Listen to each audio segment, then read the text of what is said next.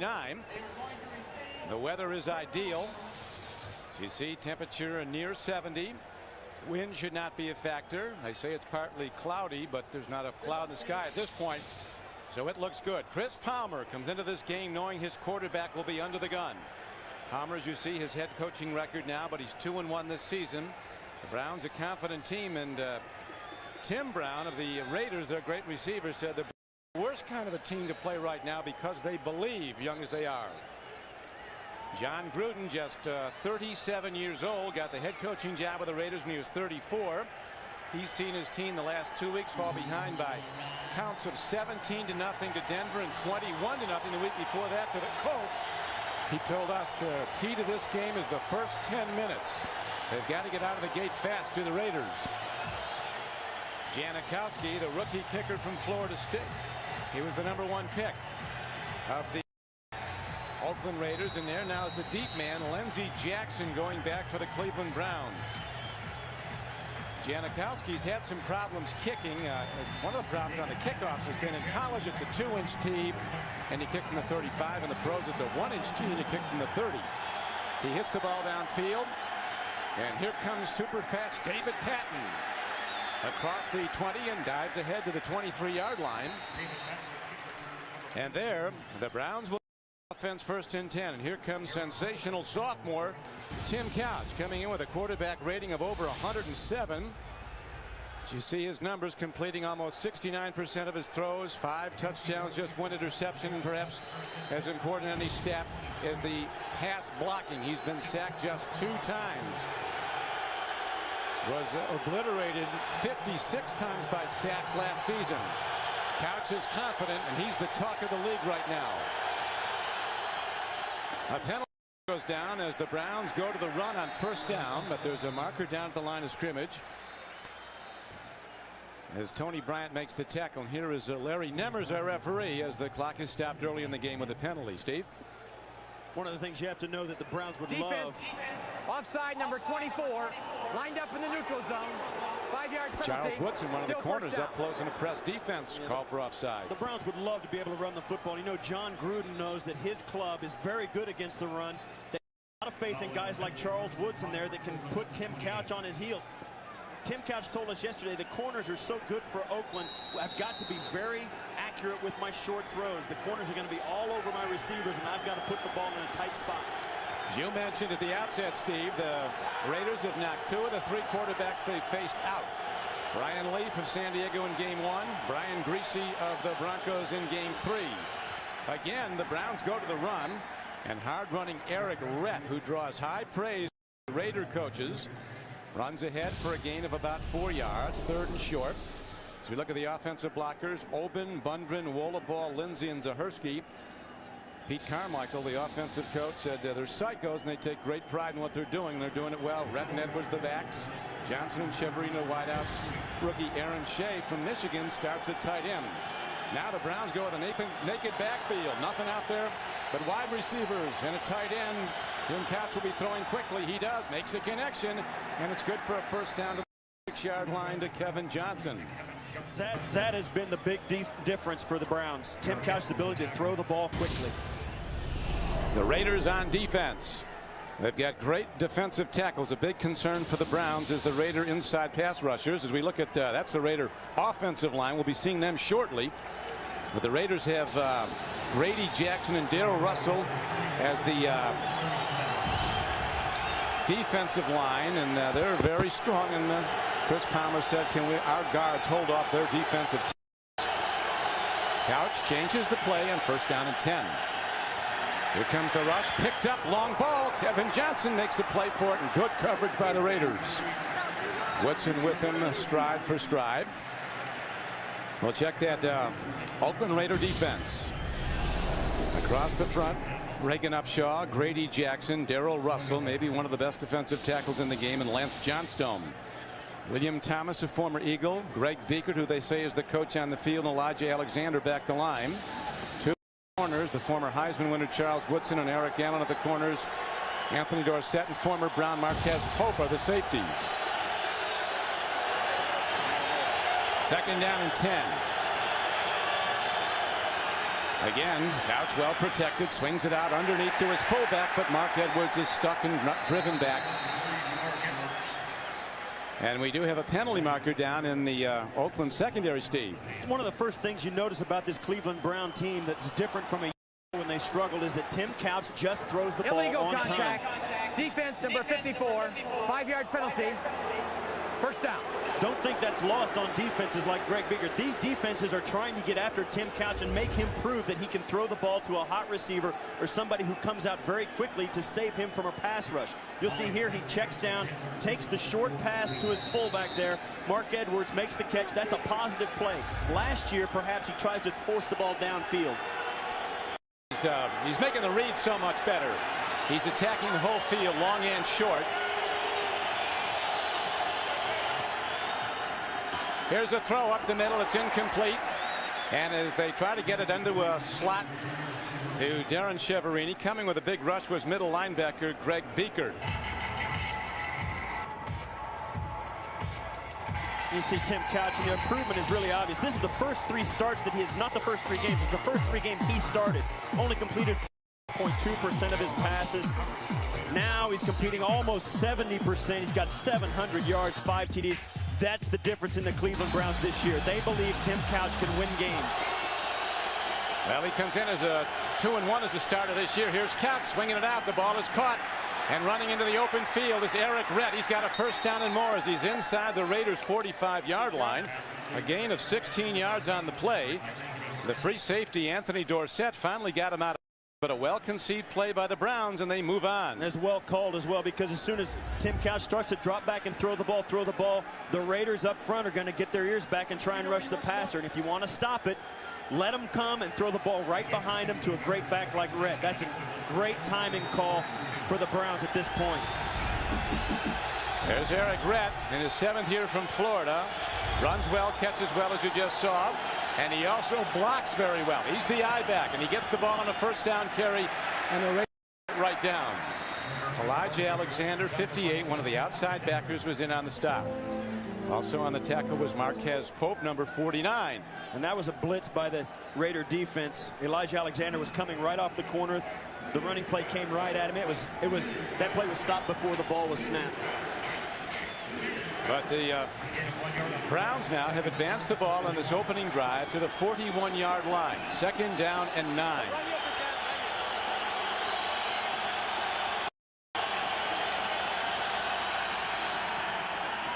Tim Couch sidearms the ball to an open man. It gets the ball down to Mark Campbell, and he's down to the 26-yard line for a first down, a gain of 15 yards on the play. Beautifully done by Couch, Steve.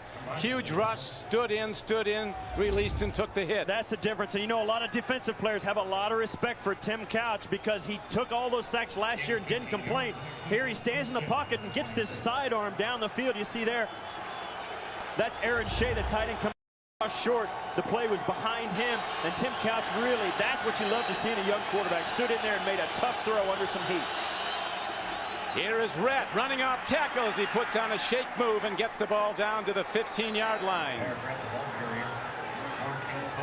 This has been the same problem that the Raiders have had in the last couple of weeks. They have given up a touchdown on their opening drives. It all starts by losing the toss. John Gruden said, you know, we have got to win a coin toss once in a while because it comes up.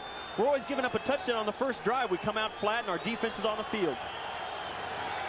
Well, right now, Gruden's defense on its heels. The Browns have them on the ropes. Cleveland in scoring position. First down and 10 at the 16-yard line. Couch throws, open receiver, touchdown Cleveland, Darren Cheverini. So the Browns take it right down the field, and on the payoff end, it's Tim Couch from 16 yards out to his 2nd-year receiver, the sneak pass, Darren Cheverini.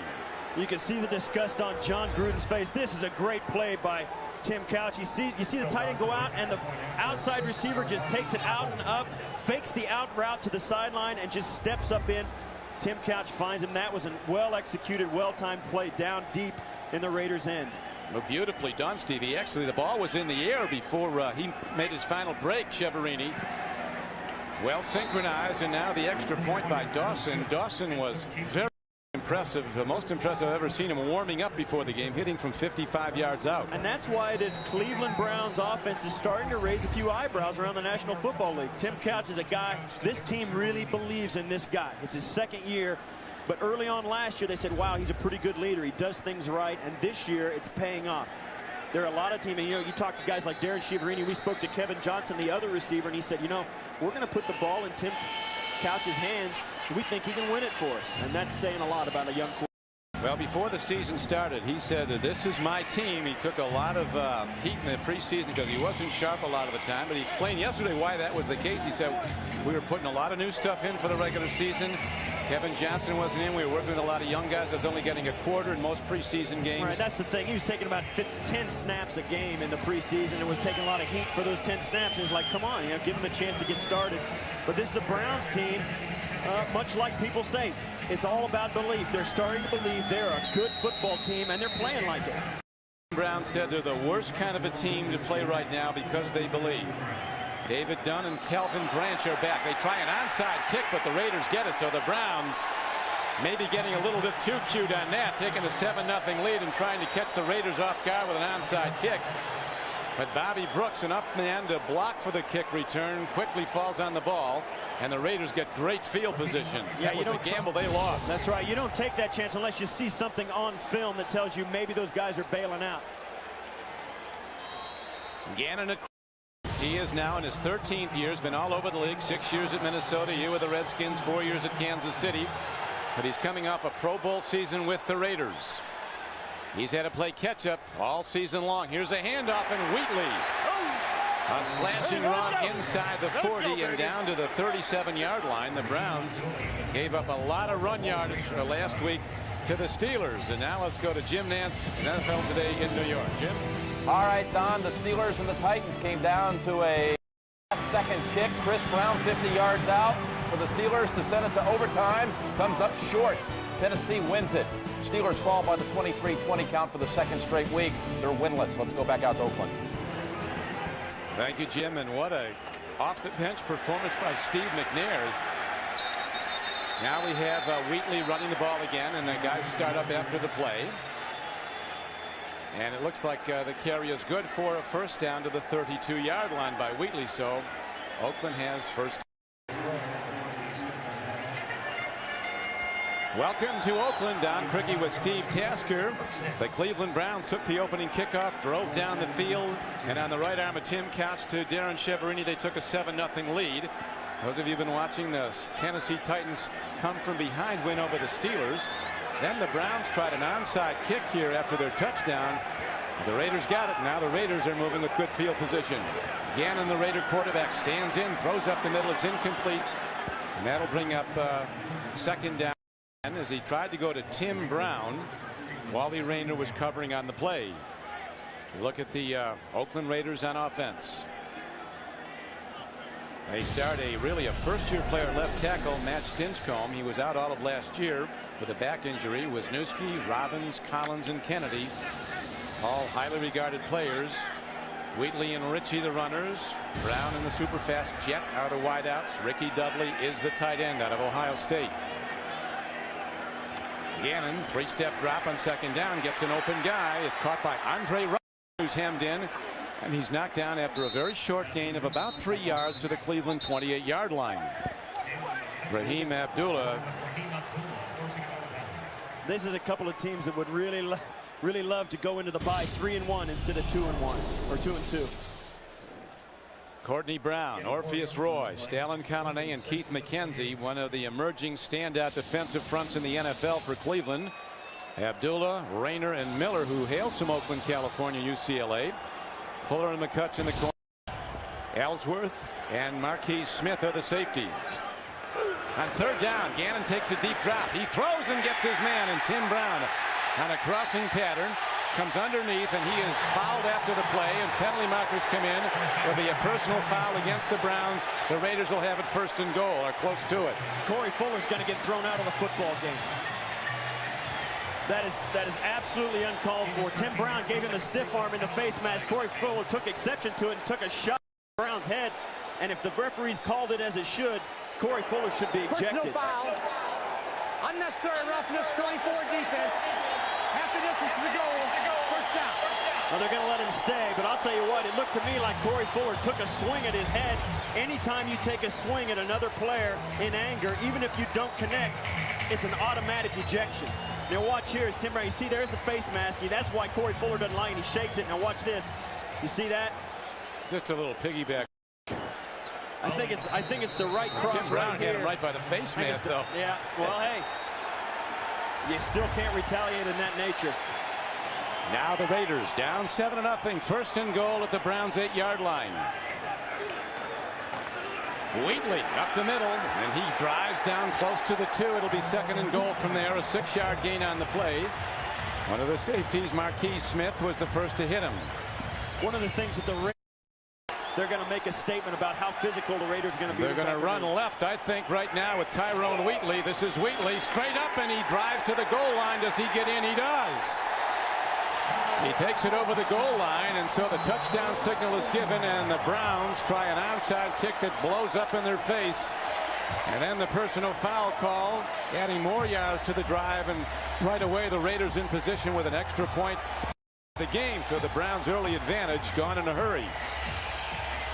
You know that Cleveland Browns have got to be thinking, well, we played pretty good in that first drive, but man, that offense was a load right there. You can see Chris Palmer, as good as he felt after his Browns had a long drive, the short kickoff, the onside blew up in their face and gave them great field position to the Raiders. Janikowski drives the extra point up and good, and so the game is tied at 7-7. The Oakland Raiders will kick off, come back to Northern California. Welcome back to Oakland. After a failed onside kick attempt by the Browns, the Raiders drive 43 yards. Wheatley on the payoff end to tie the game. Tyrone Wheatley, this a lot of people think would be his last stop. Drafted #1 by the Giants. Didn't do anything there. Miami cut him, but he's been very good for the Raiders. And here's a kickoff to Lindsey Jackson. Janikowski booms it into the end zone. And Jackson, acquired after the preseason. New kick return, downs the ball wisely. It'll be 1st and 10, Cleveland at the 20 when we come back to Oakland. Cleveland has the dog pound. Here in Oakland, they call it the black hole in the end zone where the wild Raider fans are located. Cleveland Browns, first points allowed in the first quarter this season, but the Raiders have a short field to go. Browns coming out with 5 wide receivers. The Raiders are going to send a blitz, and here is a quick throw and a catch, but it's going to be negated by a penalty marker before the snap of the ball.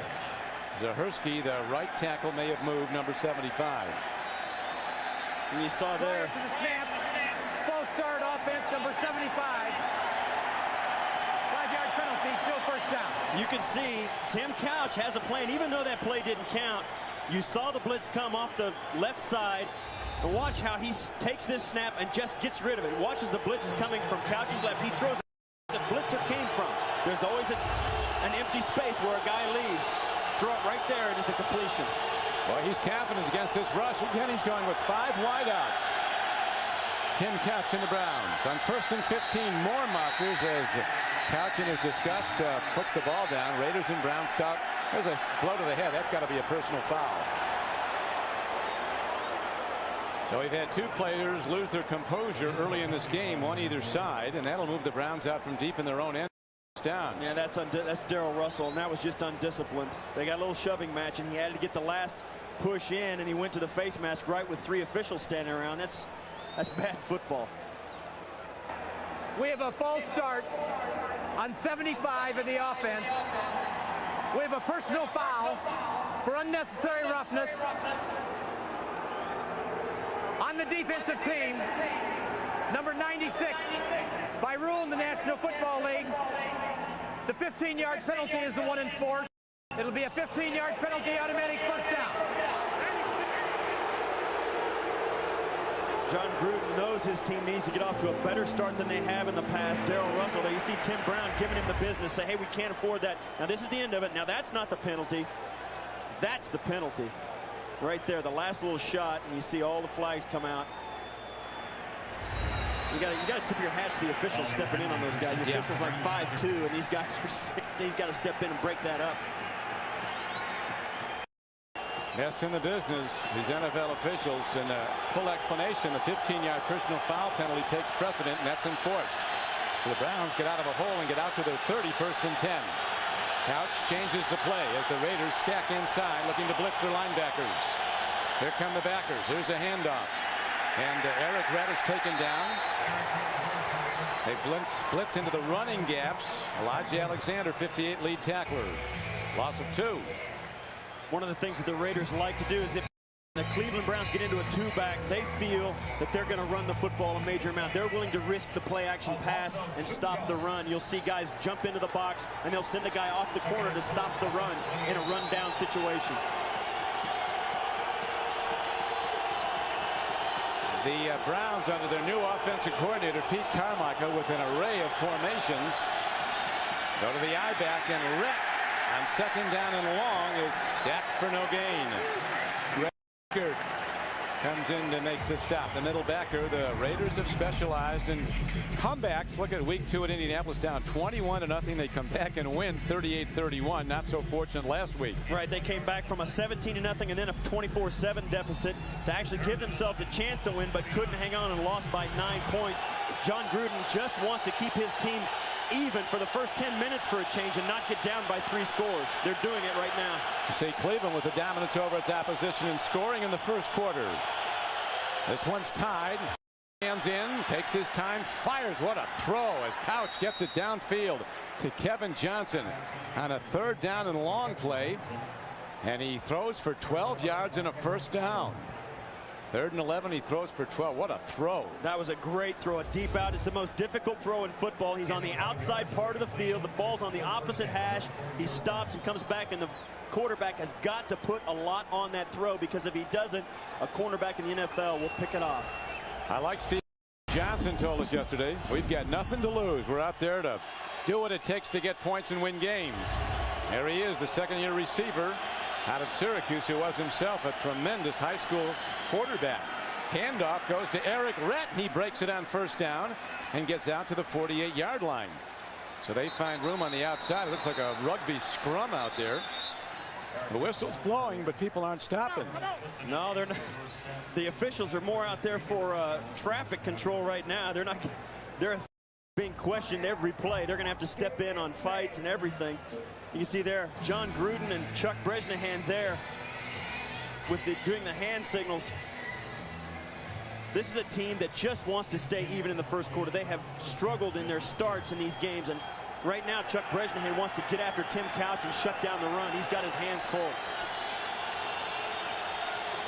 Game tied. Ball at midfield as the Browns go 1st and 10. Right back to hard-running Eric Rett, the 7th-year back to the 1st-year Brown. Hey, you're talking to John Gruden at the Raiders practice. He had high praise for Eric Rett. Don't wait. Get up-to-the-minute results on all Olympic events and complete standings with the Medal Tracker, plus in-depth analysis, including features by CBS Sports basketball analyst Billy Packer. Just click on Olympics at cbs.sportsline.com. You see there Chuck Bresnahan with a defense. At one point in this season, he's got 9 guys that weren't even Raiders last year playing on his defense at any given point. Bresnahan coached with the Browns 95 on 2nd down and 7. Eric Rett, who likes to get the ball a lot, is getting it, and he takes it inside the 45-yard line where he's taken down by Greg Biekert. Rett comes discipline, and it cost him. Now the Browns go with 1 back, 4 wideouts. Couch with a quick throw, and it's almost picked as he fired the ball on the near flank. And William Thomas, the longtime veteran from Texas A&M, who played for Gruden when both were with the Eagles, a 2-time bowler, almost had a pick. You see there the receiver right inside the number. He's going to come up and just stop right at the 1st down marker. Tim Couch threw that ball back down the stem of his route, thought he was going to come out and go back towards the line of scrimmage to break away from the linebacker. The receiver kind of faked the quarterback out on that play. And that means that Darian Gordon will be back to take the punt. Ready to hit the ball is Chris Gardocki, maybe the NFL's best punter, averaging 49 yards a punt, 42 yards net. This one caroms into the end zone for a touchback at the Raider 20, 1st and 10, a 44-yard punt. but only 24 yards net on the touchback. This is the Goodyear blimp is floating over today's game. The Eagle is one of 7 airships in the Goodyear blimp fleet. Browns come a-hitting as the Raiders go to Wheatley on the run, trying to power the ball at them. Gannon, the 13-year veteran out of Delaware. There's Gannon. You see there, he had a BB gun for a long time, and last year he moved up to a howitzer. That's a career year for a guy who struggled for a long time in the National Football League. Well, Al Casale, the longtime Raider executive, said one of the things they especially like about him is a lot of quarterbacks that can run and throw, but they run, stop, and throw. He is accurate running and throwing on the run. Here's a handoff again to Wheatley, turning wide, and Wheatley gets ahead, and Ty Wheatley has a first down and more as he takes it across the 35-yard line and out close to the 38. A 14-yard run on the play. Tyrone Wheatley is one of those guys, he's a big bruiser, but as you see, he also has great vision. Now watch as he comes up, he's going to move out the outside, and one of the things about a running game, you've got to have guys outside that'll block. You see Tim Brown out in front of him. The defensive back's on the ground because Tim Brown put him there and gives Tyrone Wheatley a chance to get 7 more yards. That's great team running game. And Wheatley building up the yards, Steve. He's helped up there. He has run, as you see, 6 times for 36 yards. Now Napoleon Kaufman, who's even more of a long ball threat running the ball. He's in the backfield. Kaufman with 152 yards rushing, but most impressive, 8.9 a carry. That's exactly right. And you might wonder why Tyrone Wheatley came out. He's one of the considerations here playing, especially on a day when it's sunny and hot, is Napoleon Kaufman has been troubled by cramps and dehydration during the course of these long games. They're trying to take him off kickoff returns and spread him a little thinner in the offense, give him less of a load to carry, and also the same thing with Tyrone Wheatley. They want to keep them fresh for 4 quarters. On first down, Kaufman gets the ball, bounces wide, and bounces into trouble, and now a comes down. Fired in by the referee Nemmers from behind the play. He complete defensive end. Raiders were holding. That'll set them back. Already this season in 3 games for the Browns. Second down, a long 12. Here's the rush on Gannon, and there's the good feet as he sidearms the ball. And then an excellent open field tackle as coming up to make the play is Raheem Abdullah. A gain of just 5 yards on the play. And that's something you never saw a year ago. Who the Cleveland Browns played, they never made their quarterback move around in the pocket and throw the football. That was Jordan's in the backfield. He had a tremendous play last week against the Broncos, blocked the punt and then ran it in for a touchdown. Running from scrimmage here, Gannon takes a look, near side throw. It's caught in his open field. On the fly is Andre Rison. 1 man to beat, and finally they get him down inside the 15-yard line. So Andre Rison left uncovered, breaks the big play, a 47-yard gain. This has been a guy that has been a huge pickup for the Oakland Raiders. He can make plays. He's been in the league a long time. That guy's got over 700 catches in the National Football League, and the Raiders picked him up and added him to Tim Brown, who also has Hall of Fame numbers himself. That is a huge pickup, and the thing about Andre Rison isn't the numbers so much, is the attitude he brings. John Gruden said, I want my young guys to mold themselves after him. And that is the end of the first quarter with the score. The Browns 7 and the Raiders will return after these messages. You're watching the NFL on CBS. Cross. So we now start the second quarter. Don Criqui with Steve Tasker. Raiders challenging to break this tie game 7-7. Wheatley's back in the game as the eye back behind Ritchie. This is Wheatley. Good run defense by the Browns as he's taken down by Jameer Miller and thrown out of bounds on the far side of the field. A loss on the play of about 4 yards. Coming up on the NASDAQ.com halftime report. Join Jim Nance, Mike Ditka, Craig James, and Jerry Glanville for all the scores and highlights. It's all coming up on the NASDAQ.com halftime report. Second and 13 for the 15. Back outside by beautiful Central Park in New York. They're standing by, but right now we've got almost the full second quarter to play. Browns drove early, scored on a 16-yard touchdown pass. Couch to Shiverini. Raiders came right back. Scoring on a run by Wheatley. Now the Raiders challenging to break the tie. Gannon with time on the rollout. There he is throwing on the run to an open receiver. It's Ricky Dudley, the tight end, and the Brown coaches were concerned about him getting more involved in the offense. former #1 pick out of Ohio State, is ahead for a gain of 13 yards and a first down. Well, John Gruden knows that Ricky Dudley causes some problems in matchups for defenses. Rich Gannon can back. They're set strong to the right. That's where the power blocking is. Here is Wheatley up the middle. He's in. Raiders take the lead. 2-yard run as the Raider offensive line.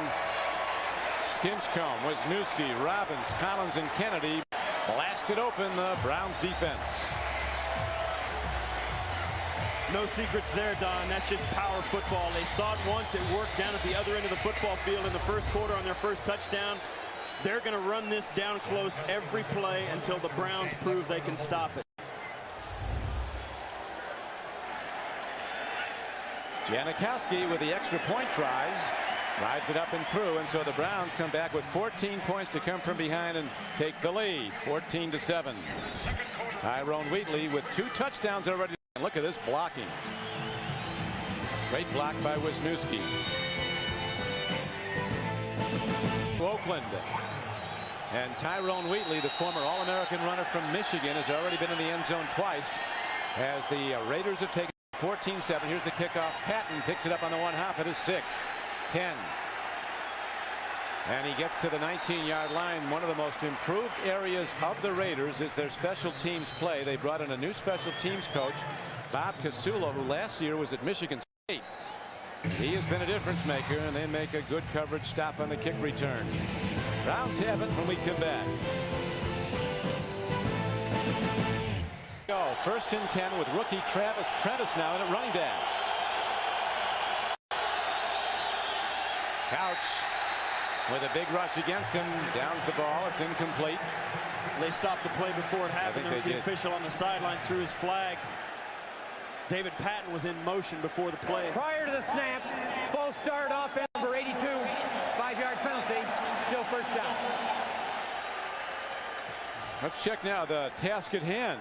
Well, one of the things that the Cleveland Browns have to do, here's the task at hand for them. They've got to give Napoleon Kaufman a complex. They can't let the Raider running game get going. Even Wheatley has been a factor, and Tim Couch has got to throw the potato like it was a hot potato. And for the Raiders, they've got to keep their defense off the field. They've defended 70 plays a week. That's too many. And just find their mantra. Just win, baby. They want to go into the bye week 3-1. Couch stands in. Here's the blitz. Beautiful throw by Couch, and Prentice, the rookie, breaks it up the sideline with a first down. Now going to rule him out of bounds just short of the first down, as they rule out that he's out of bounds at about the 27-yard line. But a well-executed play, gain on the play. This is the difference in Tim. Yeah, this is the difference in Tim Couch. You see here, he sees the blitz, knows he's got a guy there, and that's his whole mindset. Tim Couch is attacking the defense with all his arsenals this year. He's not just running an offense, he's attacking, and that's been the difference for the Cleveland Browns. 2nd and short now.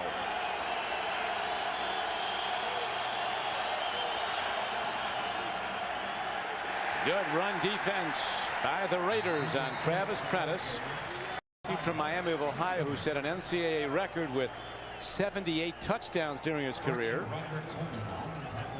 Roderick Coleman, 57, was the tackler. One of the things they're doing with Travis Prentice is they're giving him the 3rd series of every game and the 6th series of every game, so he can come in and start to work into the offense. Eric Rhett, it's nothing that Eric Rhett has anything to do with, but it's something the coaching staff wants to do to get Travis Prentice's feet wet. Big down now, and the Raiders jam the box. Look at all the people they're bringing up tight. Daring Couch to throw. Drop, takes a look. He's in trouble. Buying time. He's going to get the first down. Or is it? No, he didn't get there. He cut to the sidelines. He looked like he definitely had the angle for the first down, and then he cut back, and Woodson runs him out of bounds, so the Browns have to punt. Tim Couch underestimated the speed of Charles Woodson. He thinks he turns the corner as he comes out of the pocket. You'll see here he comes out. He's got Darren Shiverini right in front of him. He says, you know what, it's safer just to take it myself. And all of a sudden, Charles Woodson comes up from nowhere and snaps that play off. That's just the speed of the defense that Tim Couch wasn't ready for. Darian Gordon back now for the punt. Yardaki hits one downfield. Gordon lets it hit. It takes a bounce back at the Browns. And finally, Tarek Saleh watches it as it rolls to the far boundary at the 34-yard line. This game turned. The Browns led 7-0 then. and an onside kick blow up. 11:56 left to go in the first half. Rushing numbers pretty even, Steve, so far. Yeah, 31 for Cleveland, 32 for Oakland, but let's face it, Oakland has been much more effective in their running game than Cleveland has been thus far. This is a critical series for the Browns defense. They've got to get the ball back without giving points. Here is a run, and again they break it for some yards. Do the Raiders. Tyrone Wheatley is across the 40 for 6. This fall on CBS, the most wanted man in America is innocent. Tim Daly and Michael T. Williamson star in The Fugitive. The chase is on. Run. Tyrone Wheatley has been on the run for the Raiders. He has scored 2 touchdowns on short runs. Biggest play of the game, the 47-yarder to Andre Rison that set up the second touchdown. And here is Wheatley again, the power back, 230 pounds. Taken down by Jameer Miller, but he has a first down for the Raiders to the 45. Yeah, one of the things the Raiders, we felt like they were going to come in and try and run the football. We thought we would see probably a little more Napoleon Kaufman. Tyrone Wheatley was on the sidelines a moment ago getting his ankle wrapped. He had twisted it a little bit earlier in the game. He's back in there. Obviously, it has not affected him that much. This is a guy that wants the football a lot. Reason the Raiders had at one point not long ago just 32 yards rushing because sack yardage comes off run total. So it's been lost yardage there, but Wheatley's been plus yards every carry, this time short, but albeit plus. He's ahead for a 2-yard gain, and it's second down and 8. Condolences go out to Mr. and Mrs. Al Lerner. Al, the owner of the Cleveland Browns, on the death of Mrs. Lerner's mother. Because of that, Al Lerner's not here today, nor is the team's president and CEO, Carmen Policy. So we send our very best and our sympathies to the Lerner family. As right now, the Cleveland Browns, after taking a 7-0 lead, dig in on defense. The Raiders in an unusual position, leading early in the game. They've been a comeback team, but they actually had to come from behind so far in this one. And now Gannon does good work to throw the ball away. As coming hard was Keith McKenzie. That was what the Browns needed a year ago. They needed somebody to put the pressure on the quarterback, and this was a short step drop. Gannon just dropped back, tried to get rid of the ball, and Keith McKenzie was in his face right away. And that's the reason Romeo Crennel, the defensive coordinator, he's a fun guy to talk to. He really enjoys his job, and he's really thankful for the opportunity here in Cleveland. He's fun. Delightful guy. Yeah. Somebody told me he was a terrific college player. Here's a 3rd down and 8 coming up. Down for the Raiders. Gannon, here's the blitz. They pick it up. Here's a throw. It's incomplete, and the Raiders will have to punt as it skips off the hands of Andre Rison. There is Andre Rison. Man, he's a lot of balls. Tim Brown even better. 13 seasons, 786 catches, 77 for touchdowns, a Raider record. That is a heck of a combo you see there. And this is Andre Rison, the guy they brought in, both of them over 700 catches. And look at the 79 TDs by Andre Rison. That is phenomenal. That is some pressure you can put on a defense. And there is Tim Brown, who's going to one day have the football hat trick. He's won the Heisman Trophy. He'll also go into the College Hall of Fame from his playing days at Notre Dame, and he'll be a first ballot Hall of Famer in the NFL. He's been a great player. You keep track of those Notre Dame guys, don't you? When they're that good. It's hard. It's not hard when it's Tim Brown, I guess. And a terrific leader on the team. Here is a bad punt. A punt by Leclerc, the rookie from Texas A&M, who's been a real good punter so far this year, but not on that one. So he comes off the side of his foot. And the Browns will take over the ball at the 30. On CBS is sponsored Dr. Pepper and your local Dr. Pepper bottler. Dr. Pepper makes the world taste better. Fidelity Investments. And by Mitsubishi Motors, the 2001 Galant. Wake up and drive. Back to Oakland. Don Criqui with Steve Tasker. Both quarterbacks off to good starts. Tim Couch of the Browns is at 6 of 9 for 75 yards and a touchdown. He gets the ball now, an important drive. And this is the key for the Browns. They've got to stay on the football field offensively. Couch hands off. It's a short gain as the Raiders stack the run. And again, a penalty marker is lobbed in after the carrier was down. Browns and the Raiders have not met in the regular season since '93. prior was to the in snap. Los Angeles. False start offense, number 61, 5-yard penalty. Another false Still start first for the down. Browns. That's been a nemesis today. Everett Lindsey, the right guard. Right side of the lines had some problems, Zahersky and Lindsey, but these guys have been tremendous blockers. Now almost 3.5 games they've allowed their young quarterback to be sacked a total of twice. So the coaches don't like the false starts, but they love the effort of this offensive line. It's the reason the Browns are off to a winning start as much as anything. Pass offense starts with pass blocking. Here's a blitz, and they go to the draw, and they break it. Eric Red is on the run. It's a foot race now. Guys have angles on him, but he's going to get it down inside the 35-yard line.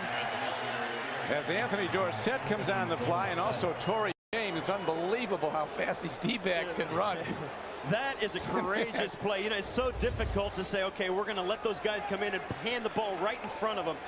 And these plays are called. They knew it was the Browns knew that play was a possibility. They saw the blitz, stayed with it, and Eric Retsch just got to try and get down the sideline. You see the defensive backfield of the Raiders and the speed that they put on the football field. Eric Retsch got run down like a wounded puppy right there, but that's a big game. He was running on fumes there at the end, but Eric did break it for 45 yards. First down, Browns inside the 35-yard line to Travis Prentice. Nowhere to go. Raider D stacks it up. We asked the Browns coach Chris Palmer, keys to the game, number one. He said, can their defensive tackle overrun our offensive guards? And that's been key thus far. This team has got to be able to stay on the football field offensively, because once the Raiders get the football, that running game, as we've seen already, is going to grind it out against the Browns.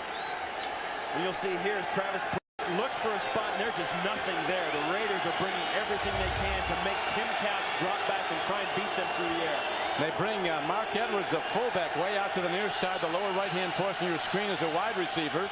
Couch takes a look. They give him time. He throws a long ball. He's got it. He comes in high. Gunning the ball at Kevin Johnson, as Tim Couch had an open receiver but was a bit high with his throw. Charles Woodson just flat fell down. Just completely fell down. You'll see here as he comes out, Kevin Johnson up, and Woodson just loses his eye. And that's it. That's a touchdown waiting to happen, and they just can't connect. Anthony Dorsett was right there at the end, but that is a huge play if they can just connect.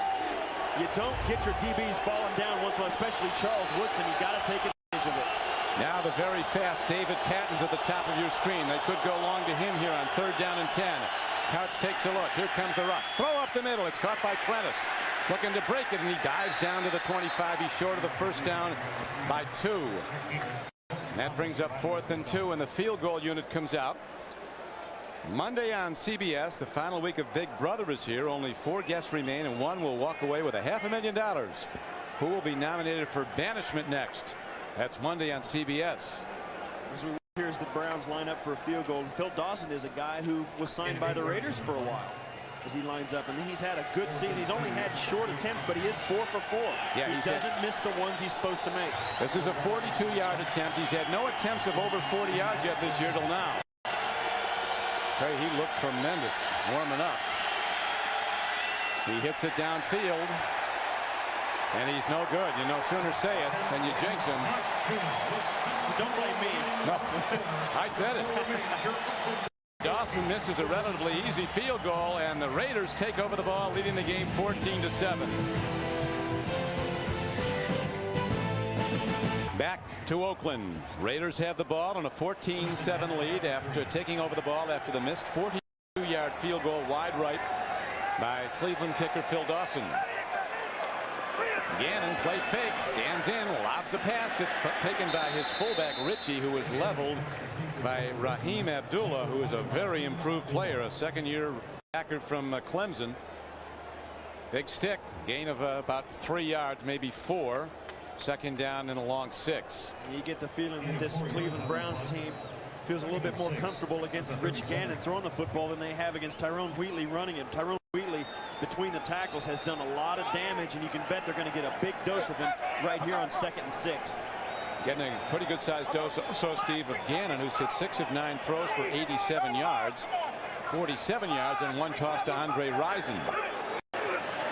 There's a throw downfield as they shoot long to Tim Brown, and he is well covered on the play by Corey Fuller. Brown, I tell you, in the Raiders passing workout yesterday, it was Brown underneath, Brown deep. They were really concentrating on Tim Brown. Yeah, he's a guy you want to find ways to get the ball to. I mean, you'll see, Tim Brown is just a guy that when you talk about it, he's a guy, when the alarm clock rings, he's there. This is 7 straight years of 1,000 yards. There's only 2 other guys in the history of the National Football League that have done that. Jerry Rice and Chris Carter. Both of those guys are active as well, but Tim Brown is approaching legendary status. He's the only Raider in history to score touchdowns on a reception, a run, a punt return, and a kick return. Long ball, and it's off the hands. Defended at the last moment as they go deep to James Jett, and the rookie Lewis Sanders, a first-year player from Maryland, who has 1 interception already, defending nicely. And the Raiders have to punt as this game now settles down now with defenses starting to take over a bit. You see, here's James going down. There's not too many guys in the National Football League that can run with James Jett, and the problem is, and one of the things they do to defend him is to be physical. He's not very big, and that's the key to defending James Jett. He's not big at all. 5'10", 165. He did all right. A little bit about that side. Here's a kick downfield now to Northcutt from the 7. He's a flyer, and Dennis Northcutt, working his way through traffic, is out to the 25-yard line. And with 6:38 to play in the first half, Browns will take over the ball. 1st down and 10.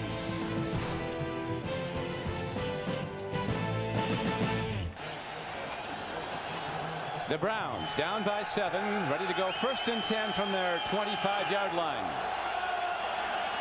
Corners come up and press again. Good time for Couch, and he fires the ball, gets his man. Tight end Mark Campbell, the 2nd-year tight end from Michigan, makes a catch, but for no gain. A very nice hit by Woodson, his former teammate at Michigan. One of the things that's nice for the Cleveland Browns right now is they're not having to keep 6 or 7 or 8 people in to protect Tim Couch. They're getting good protection up front. And it's funny, there's that offensive line of the Browns takes it personal that he was sacked so many times. And the funny thing is, 4 of those guys weren't even there last year.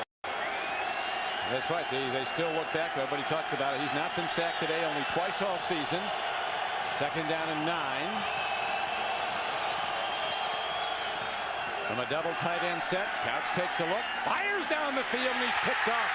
Linebacker William Thomas grabs the ball, heading inside the 40, and he's down to the 38-yard line. A tremendous play by William Thomas, his 2nd interception of the season. The former Eagle standout, and he runs it back 12 yards. There's no back down in Tim Couch. He was standing out there taking on the block of Lance Johnstone. The quarterback throws an interception. He knows that he's fair game block, but this is a tremendous play. Tim Couch, I know, you got to think when he lets this go, he thinks he made it complete. That's a great play by William Thomas. That's an athletic play. Tim Couch thought he had a big one, and William Thomas took it away. Here's what happened after the play. He's trying to get away, and now it's just hanging on. That's all fun and games. That's all right. Oh, now that's a little bit uncalled for. Here's a handoff to Wheatley. Comes wide right and gets down to the 36-yard line. The official should step in there and blow a whistle in somebody's face. You got a guy grabbing the quarterback. The number 1 job of the referee in the National Football League, number 1 job, is to protect the quarterback. Well, the problem is when Tim Couch throws a pick, he becomes fair game. He becomes a defender. He's not a quarterback anymore. His face mask is not fair game. That's what he had him by. 9th Raiders takeaway this year. Ball down now to the 36-yard line as the Raiders break the huddle and send a lone wideout, Tim Brown, wide to the left. Kaufman is the deep back. Gannon, who has also been well protected, sidearms the ball in an underneath pattern to the tight end, Ricky Dudley. It's interesting, Steve, that the Brown coaches were concerned about Dudley emerging in this game, and he's made a couple catches. The Goodyear Tire and Rubber Company has dispatched its Carson, California-based blimp Eagle to provide these aerial pictures. Goodyear blimps have been appearing over sporting events since 1925. One of the things now, Raiders are dropping back and throwing the ball, getting away from Tyrone Wheatley a little bit because the Browns are starting to pack in their defense around the line of scrimmage and throwing extra guys to stop the run. They've been forced to do that by Rich Gannon. 3rd down and 2. Gannon on the run, makes a connection. Diving ahead, trying to get the first down, and let's see if he did. It looks like he did. Is Andre Rison. Rison was a tremendous basketball player. He actually won Michigan State on a basketball scholarship. He broke Magic Johnson's high school record for assists in the state of Michigan. Andre Rison is just a guy that makes football plays. I mean, there may be bigger guys, faster guys, but he is an athlete, and he has the ability to concentrate harder when the game is on the line. And that's a champion's heart. You can see those basketball hands and feet, though. Here's a pitch, and it goes to Kaufman, and Kaufman is inside the 20-yard line. The guy who came in averaging almost 9 yards a carry does get 9 on the play, and very close to a first down. Let's see where they mark the ball. It might be a 10-yard game where they mark it. Napoleon Kaufman is a scary individual for Raider opponents. And he's very small. He's at 5'9". He weighs 185 pounds. And when he stands back there and runs behind that big offensive line, it sounds crazy, but you can actually lose him in there. All those guys wear black. All their things, you know, he kind of disappears, and he's so fast, he emerges 5 yards from where he disappeared. That was a 9-yard gain, and here's Kaufman again as he cuts up the middle. He's not big, and as you pointed out, he has trouble with heat, although it's not real hot today. He only weighs 181 pounds. He was a California sprint champion in the 100 meters. Well, the problem is when you're that much in shape, when he's got like no body fat, sometimes you feel like you need to put a little something on him so he stays hydrated. He's got nothing to sweat out. I mean, the guy is in such good shape. And it gets hot on these days, and you give him the ball 25 times. Takes a lot out of a guy his size, especially when he's taking punishment on top of the effort. Another interesting thing about Kaufman, he always carries the ball in his left arm. Another back who does that is Emmitt Smith. He won't carry it in his right arm, either of them. Sometimes it can be dangerous if you're running right. Expose the ball to the defense. Now there's a timeout signal for with 2:43 left to play in the first half. John Gruden's Raiders in the lead and challenging. Final week of Big Brother is here. Only 4 guests reach to catch the television phenomenon of the year. Then stay tuned for Family Law. It's all Monday on CBS. Right now in this drive, it's all Raiders as they go back to the run. And Kaufman, look at that move by Napoleon Kaufman. Breaking wide, cutting back, driving inside for an 11-yard gain to make it first and goal for the Raiders at the 2. Not only does Napoleon Kaufman carry this ball down inside the 5-yard line, it's almost as though he makes his own blocks. As he comes out here, you'll see the offensive linemen all out there. He makes the defenders run where he wants them to run so his linemen can make blocks. He sets up every block that happens for himself and gives himself an extra 6 yards with a move before the defenders are even in the area. John Gruden, who started as an assistant coach with the 49ers in his 20s, lowest paid guy on the whole roster. I'll tell you more about John Gruden's start. He was an offensive coordinator who was only 31 and a head coach at 34. .com halftime report. Join Jim Nance, Mike Ditka, Craig James, and Jerry Glanville for all the scores and highlights. All coming up on the NASDAQ.com halftime report. You're talking about John Gruden when he was in his early 20s out of the University of Dayton, where he was a quarterback. He was an assistant with the 49ers. He said he used to park his old Oldsmobile Delta 88 right next to Joe Montana's Maserati. Joe told him he's got some catching up to do. That's right.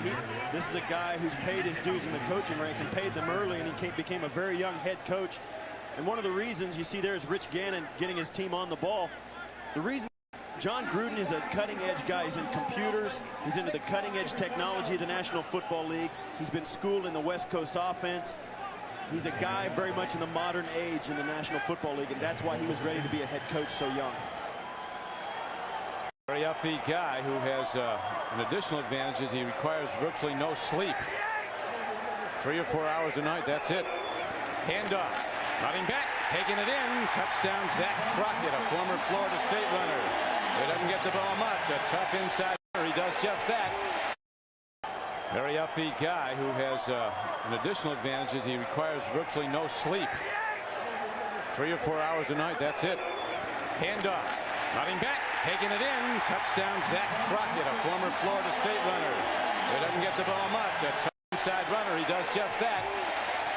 And gets it into the end zone, and the Browns, this whole game changed. The Browns took the opening kickoff, drove down the field with their best offensive display of the year, went ahead 7-0, tried an onside kick that was a disaster. They've not been in the game since. And look there, see,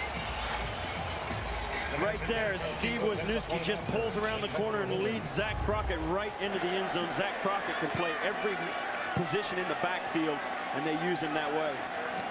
Janikowski hits the point after up and through. So now Tim Couch and the Browns are forced to play catch up. They'll have to go all out passing with just 1:17 left to play. 3 rushing touchdowns for the Raiders today as they take command.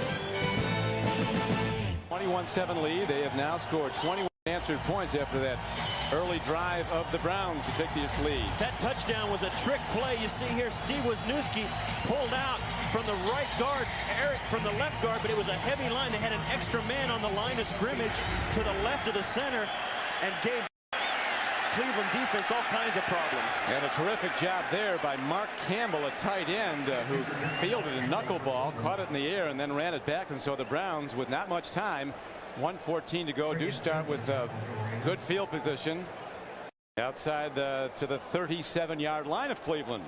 See the Raiders scoring drive set up by the interception by William Thomas.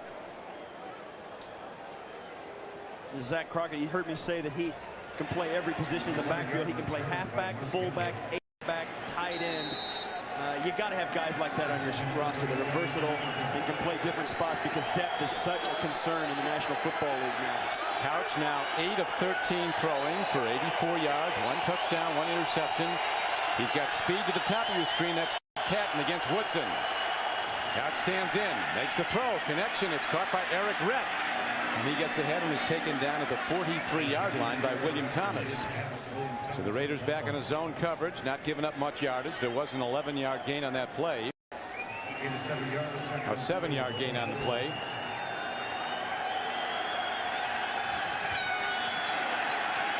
Now they're throwing a pick, and this is William Thomas who will run it in for a touchdown. A brilliant play for William Thomas as he runs it back 46 yards for a touchdown.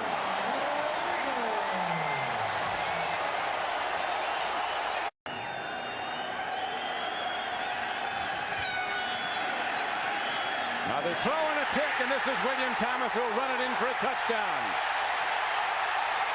A brilliant day for William Thomas as he runs it back 46 yards for a touchdown.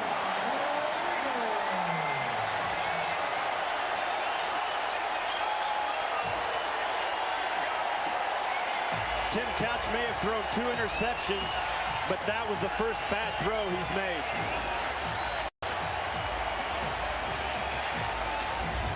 You'll see there, he whips it sideways. You see he stepped up the field and whipped it to the sidelines. He wasn't throwing that. It was I might throw here. Then he changed his mind in mid-swing and threw it to the sideline and did not see William Thomas break on the football. And how could the Eagles ever waive a player of that category?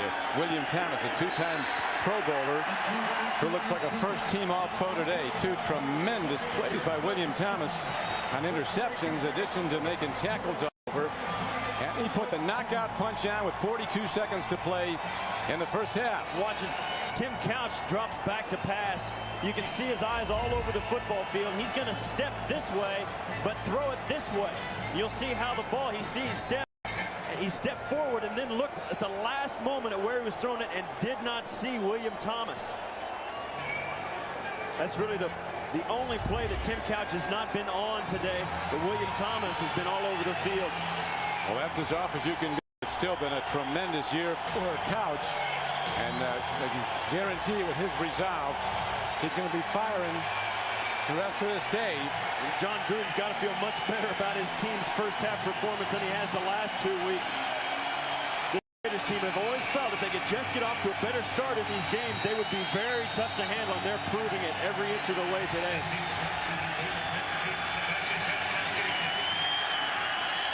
Janikowski bangs it downfield. Here comes David Patton. Slips and goes down at the 19-yard line, and the Browns have 37 seconds to work with. Next Saturday on CBS, Heisman hopeful Michael Vick sparks the Virginia Tech Hokies against the BC Eagles, where All-American Alex Brown and the Florida Gators will be taking on Mississippi State. The Home Depot college football begins with Tim Brando and Spencer Tillman on Volkswagen College Football Today. Now it's Chris Palmer's Browns up against it after taking a 7-0 lead. The Raiders have steamrolled them, leading 28-7. Handoff to Rhett, and the Browns coaches, you can understand their thinking, and deep in with very little time, you don't want to risk a turnover. Yeah, that's Grady Jackson busting through on the interior of the line, stopping that play. And this is how the last 4 possessions have gone for the Browns. 2 interceptions, a missed field goal, and a punt. That is not the way it looked when the Browns came out on that first series. Couch is in the shotgun, ready to throw. Here comes the blitz. They pick it up. Absolutely terrific pass blocking, and he throws the ball away. And that will do it for the first half of play. So the Oakland Raiders getting a standing ovation at their home field. The end of the first half with the Raiders in the lead 28-7. We'll send you back to Jim Nance in New York right after these messages.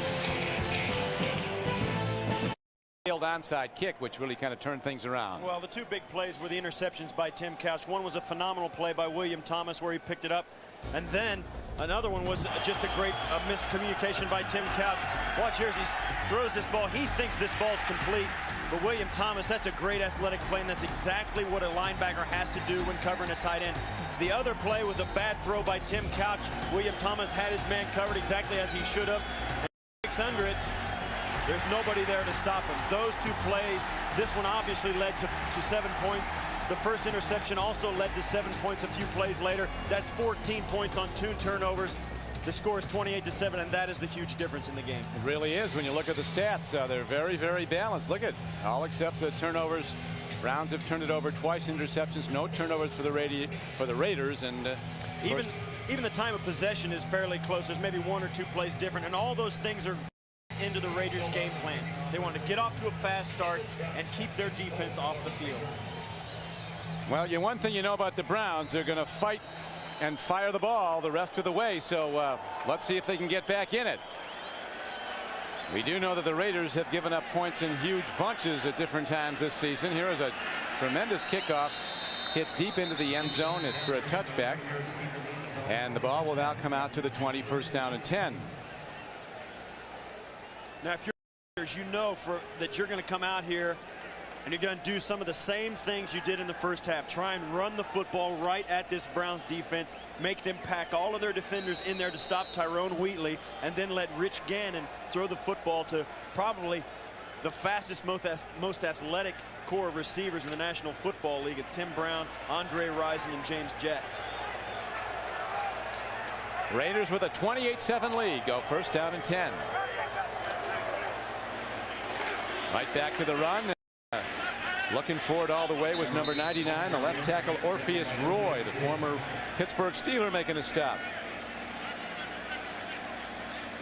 This Orpheus Roy is part of the group up front for the Browns, who is a huge upgrade from the front 4 they had a year ago, along with Keith McKenzie, Stalin Collinet, and of course Courtney Brown, the #1 pick of the draft, who that was the right pick. I mean, let's just put it that way. That's the guy that every team wishes they had a chance to get in this draft. Well, and this is the Brown management now more than ever believes he was the right choice, and so does everyone else in the league as the #1 pick. Courtney Brown. Now an errant pass, so it'll be third down and long, and we'll see if the Browns can hold on third down, and if they do, they'll take over in good field position. And Courtney Brown started off, and the thing about him is, when you talk to Romeo Crennel, he said, you know, he's playing exactly the way he should play. He's doing everything we ask. He's in the right spot all the time. What I would like him to do is learn where he can take it. He's got such ability that when he learns what everybody else is doing and when a good time is to gamble and try and get in on the passer with a little bit maybe of a risky move, he is going to be great. Right now, we'll see him coming on the rush. Here's the big pass rush, and Gannon runs out of trouble again. Penalty markers fired in. Gannon runs for a first down, but it's coming back. There was a holding call on the play.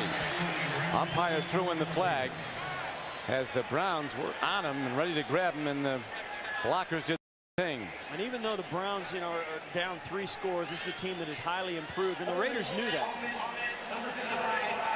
Grab him and hold him before they can hit your quarterback with a clean shot. Yeah, a year ago, nobody had to hold any Browns defenders because nobody could get to the quarterback anyway. There's the hold. There's the hold right there. That was a good one. Yeah, you take those. Eh? Held him good. Yeah. Get your money's worth if you're going to hold them. Cleveland came into the game with 14 sacks, second in the NFL to Tampa Bay. The Buccaneers started the day with 18. No sacks today, either way.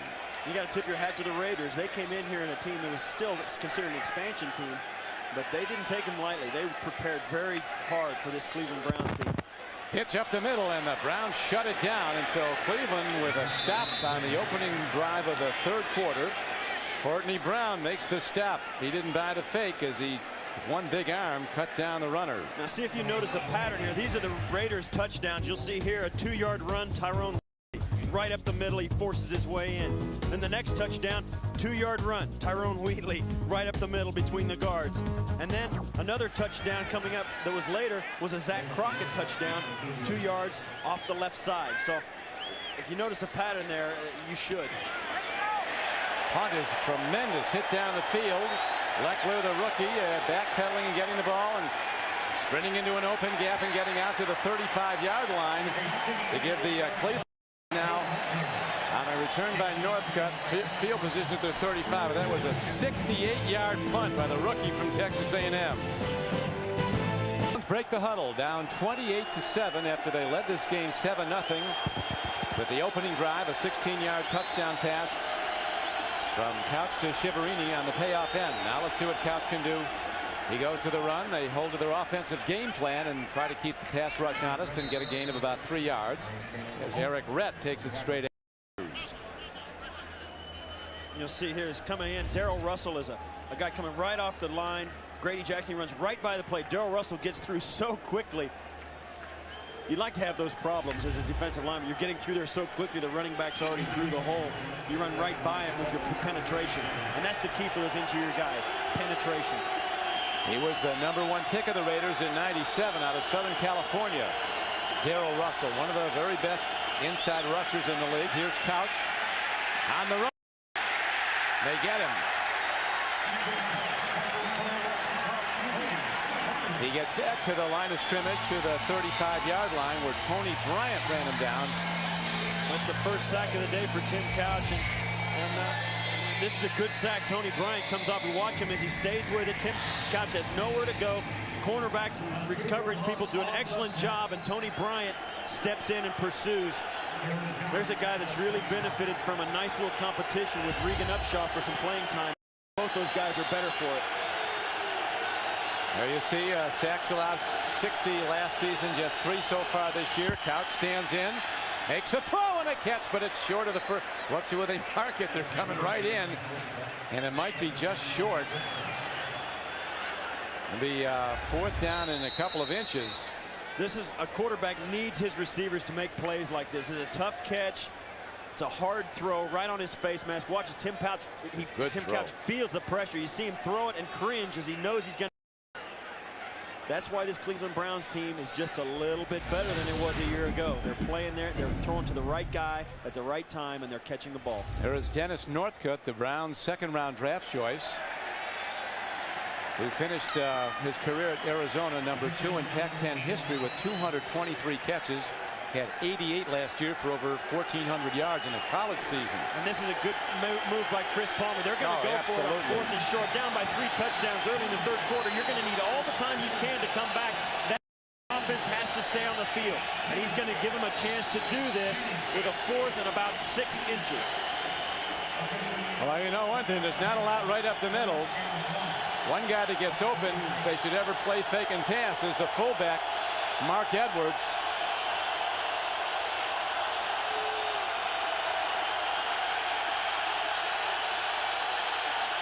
Couch takes it. He's got it. Tim Couch got ahead for a yard to the 45-yard line. That's a good way, not risking time lost nor the transition of possession of the ball.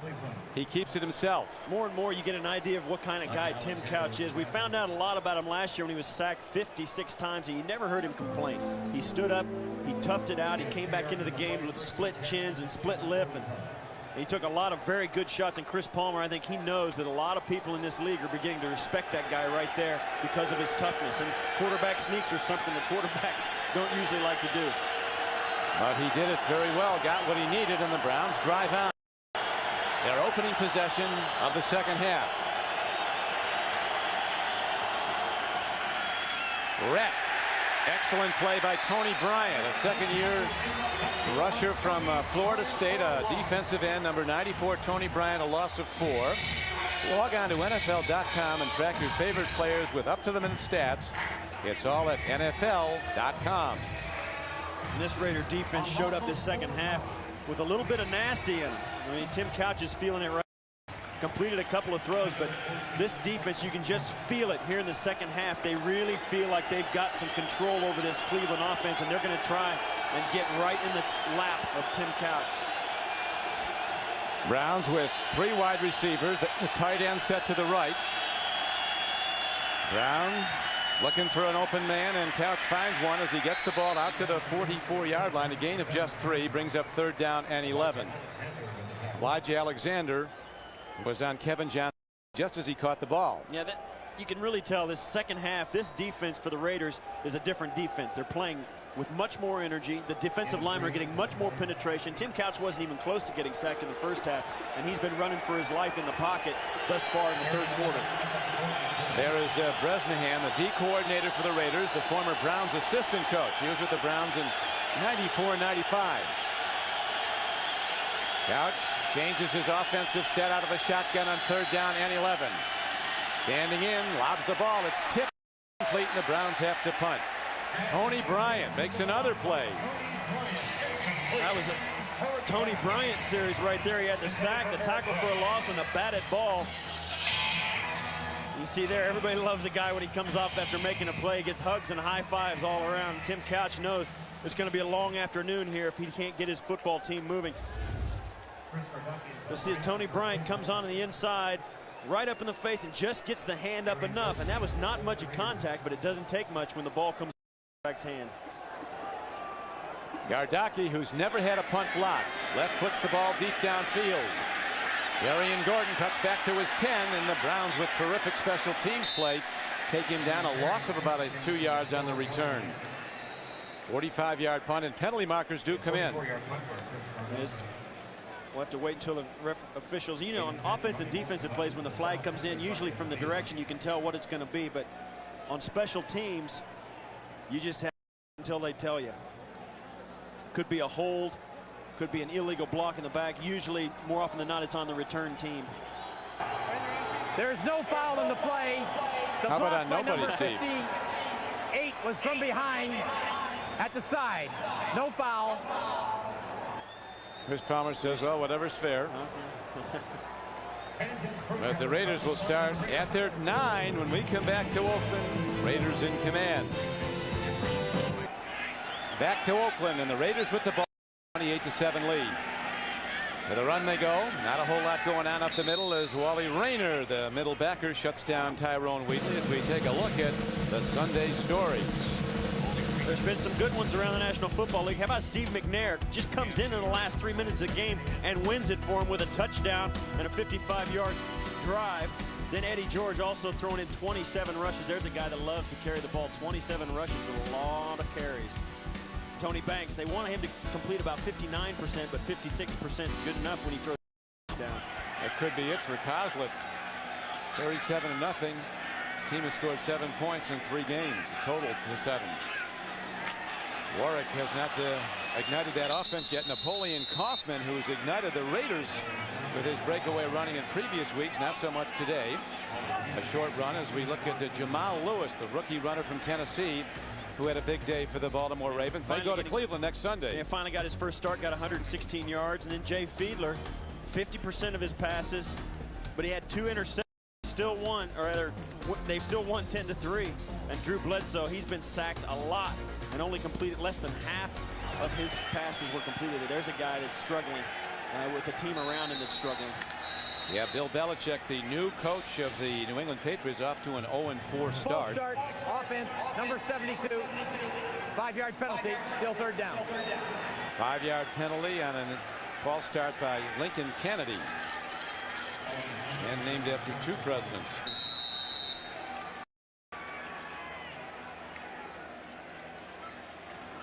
Ball is positioned at the 7-yard line. It's third down now and 12. Randy Jordan in the backfield.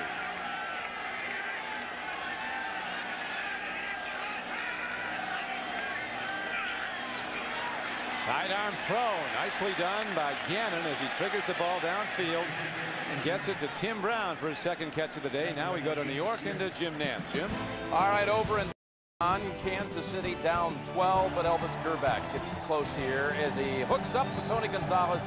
Chiefs are back in it, mid-third. Let's go back now to Don and Steve. Gonzalez may be the best tight end in the game in the opinion of a lot of people, Steve, in the league. Certainly the best pass-catching, route-running tight end in the league. He's a factor. There's no question about it. Shane Leckler, who hit a 68-yarder. He gives you either or. This one's a short one. Look at Northcutt make the catch on the run. Courageous kid. He's 175 pounds. And Northcutt on the run fields the ball and gives the Browns on an 8-yard return field position at the 47. He's taking pictures of his beloved Raiders. We're taking pictures of him. Look at these guys. They don't mess around in the black hole. You got the black hole name trademarked. They sell black hole apparel if you're interested. First and 10 Browns. Brett finds a gap and shoots into it. Gets ahead inside the 45-yard line of the Raiders. A gain of about 4 yards on the play. Next Sunday, the NFL on CBS hits regional games featuring Kurt Warner and the Super Bowl champion Rams playing host to the San Diego Chargers.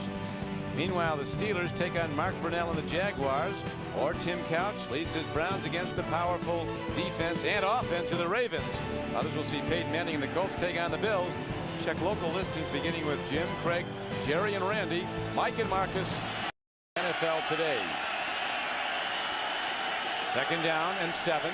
Couch stands in, makes the throw, and a good defensive play as the D-back came in at the opportune moment. The former Brown, Marquez Pope,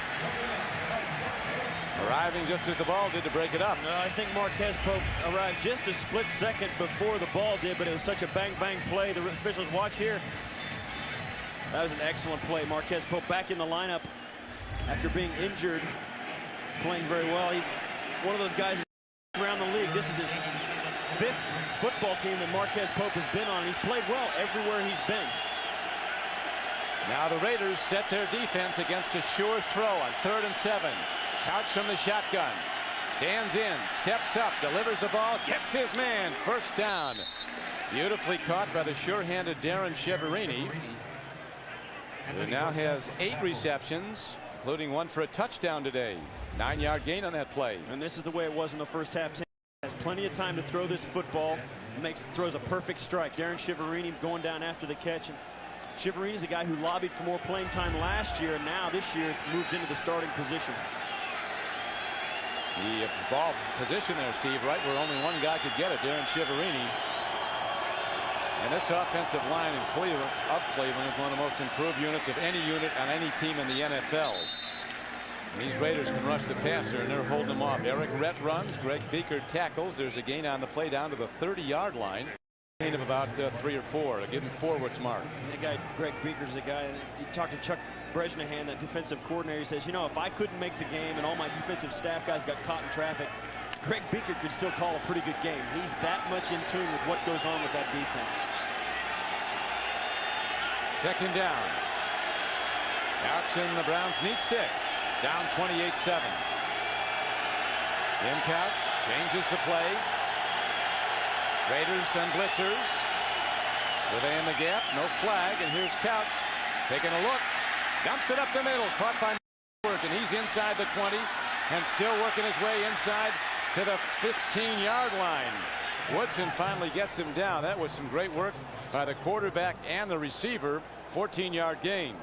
That is a big-time play by both of those guys. Tim Couch, he had happy feet, but he hung in the pocket, and this is why he's playing so much better this year.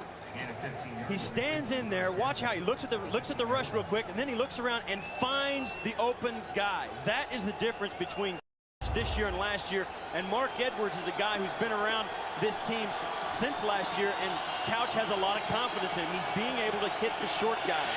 Moving his feet around to get free like an Irish step dancer, and he makes the play. Play fakes, takes a look, makes a throw. Into the end zone, it's incomplete, shooting at Shiverini. Game clock with 3:24 left to play in the third quarter here at Oakland. Eric Allen was defending on the play, a 6-time Pro Bowl player. Back playing very well for the Raiders after a knee problem here. And he's back to where he was 2 years ago as well. He had a lot of interceptions 2 years ago, and then last year lost for the season. Actually, he's just been injured so much, and now he's only now getting back, but he is back to 100% and playing like it. You saw just there. Play fake, swing pass, caught by the tight end Aaron Shea, and more good defense by the Raiders as Charles Woodson comes over the stop along with defensive end. Reagan Upshaw was also on the stop. So that brings up a third down call now for the Browns from the 12-yard line of the Raiders. Third down, they need 6. See there, Tim Couch is showing the ability now more than ever to make every throw they ask him to make, and that puts a lot of pressure on a defense. Even this Raider defense, who drives on man-to-man, has got to mind its P's and Q's to make sure they play it just right. He's the guy to watch in the slot at the top of your screen. Here's a throw and a catch, and it's incomplete to Darren Shiverini. He ran out of the slot wide. Couch going to the sure-handed Shiverini, and the Browns will send out their field goal unit. You see it. Even if Shiverini pulls this in, it's still not enough for the first down. Not close. Yeah, and then they're going to have to go for the 3 points here, and that's not what you want to settle for at this situation when you're down by 3 touchdowns. But it is the right call in this situation. 4th and 7 is not the time to go. Some better than none. This will be a 30-yard field goal attempt by Phil Dawson, who was wide right on a 42-yarder, you may recall earlier. This one he drives through the middle, and the Browns have the first points of the second half for either team. And they cut the Raiders' lead to 28-10 with 2:49 to play in the third quarter. Browns kick off when we come back to. Ready to kick off now is Phil Dawson, who hit the 30-yard field goal. And there's the return man back deep for the Raiders, David Dunn. I thought this guy was good. He's been with a few teams with the Bengals. He can motor. He's a big guy, and he can fly. He takes it 8 yards deep, and in his wisdom does not bring it out. Now, one of the things is about finding a home in the NFL. Not, you got to find the right spot for yourself, and David Dunn's one of those guys that's been searching.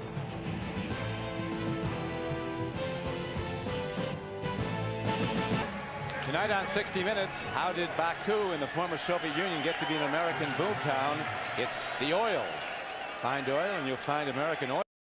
Tonight on 60 Minutes. The Raiders on first down. Gannon eludes the rush somehow and then triggers a pass in the general direction of his fullback, John Ritchie. But Gannon, it's amazing, Steve, still able to bail out of trouble in his 13th year. This Cleveland defense now has got the Raiders slowed down in the second half. Yeah, they seem to have stepped it up just a little bit. And I think, you got to know, too, the Raiders know they're up by 3 touchdowns. Now they're up by 18 points. They're really not pulling out all the stops to try and get down the football field. They like make a few first downs, eat up a little clock, and stay healthy for next week, or actually going into the bye week. You see Gannon's numbers today, 10 of 17 for 108 yards. Raiders turned it over 4 times last week against Denver. No turnovers today. Gannon stands in, takes a look. He's on the run, and he's sacked. Taken down by Darius Holland, the first sack of the day for the Browns defense. Their 15th of the year. And that was a good coverage sack. Tim Brown came underneath in motion and tried to get loose. He just stoned 5 yards down the field by the linebacker, and Rich Gannon had nobody to throw to, and the pocket collapsed around him. The reason for that is the secondary receiver was blocked out by the rush around Rich Gannon as he stepped into the pocket, and Darius Holland rotating in with Stalin Kalane on that front for the Cleveland Browns. 3rd down and 10 now for the Raiders. 3 wide receivers. Gannon stands in against a blitz, fires and makes a connection to Tim Brown on the run in the open field. He's out to mid. Tim Brown with a gain of 30 yards on the play and a 1st down.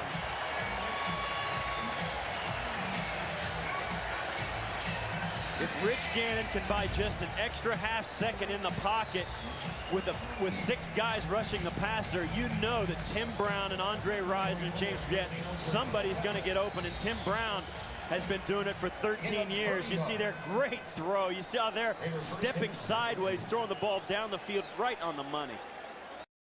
13 years in the league indeed, and still the first option in the pass offense. He's caught 2 today for 43 yards.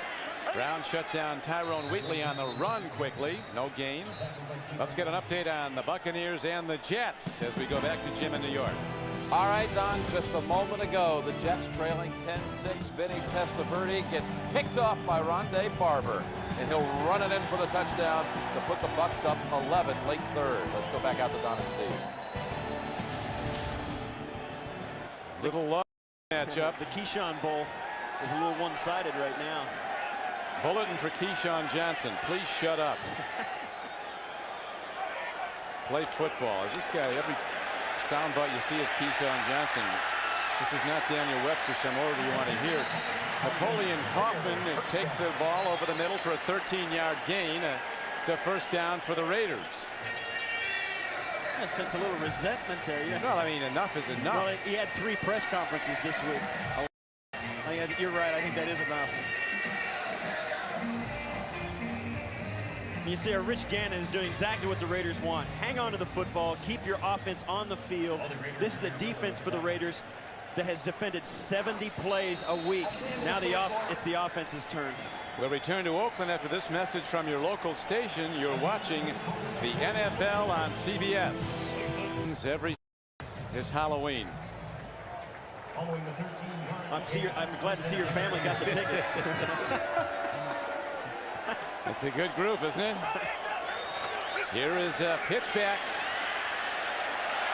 Kaufman, he's so very fast. He finds a gap, shoots through it at 180 pounds, and he's down inside the 30, and he has a 1st down to the 27. 12-yard gain. The onside kick the Browns tried. Look at the big opening here. You can see this is where they're trying to get the onside. They're trying to bounce it once right here and make it go way high into this area, but it just doesn't reach. Watch this. It comes up very short right into the hands of the front line, and they didn't have a chance to recover it, and they never recovered from that missed onside. Now the Browns had driven down the field after taking the opening kickoff, scoring on a touchdown pass from Couch to Shiverini. And Kennedy now comes off the field. Offensive tackle of the Raiders shaken up, limping on his left leg. But and then the Raiders only had 43 yards to go. They took it down. Wheatley scored in a 2-yard run, and the game was tied. And they subsequently built the lead up to 28-7, where it stood at the half. Only 3 points scored so far in the second half, those by the Cleveland Browns. But the Raiders with an 18-point lead as this huge offensive tackle from the University of Washington limps to the sideline, is now walking a little better. Raiders, though, with a challenging position after the 1st down carry by Napoleon Kaufman. 1st down and 10. Pitch back. Wheatley. Good run defense by the Browns. Keith McKenzie. End position, comes over and sweeps him under. A loss on the play of a yard. And Tyrone Wheatley has carried the ball a lot today, although they've gotten away from it in the second half because they've had a big lead. And Napoleon Kaufman has come in to give them a spark. But Keith McKenzie and that defensive line has seen a lot of that guy. And the problem is they've been able to read the name on the back of his jersey a lot of the time.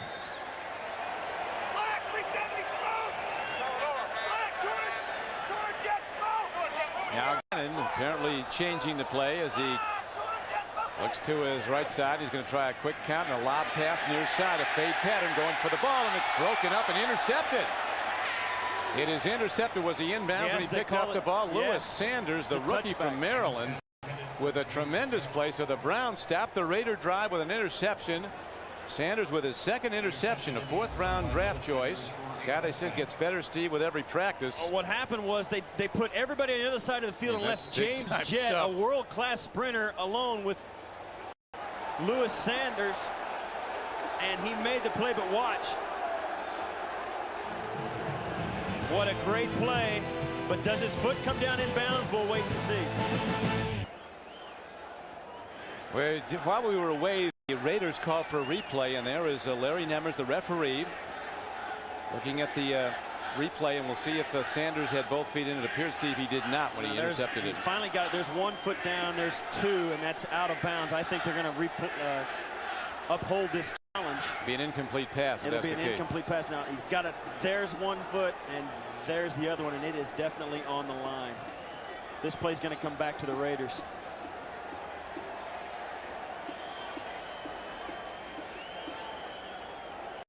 And we'll see. And that the last foot is the one that came down. Watch this. Now he bobbles it once, obviously, bats it away from Jet.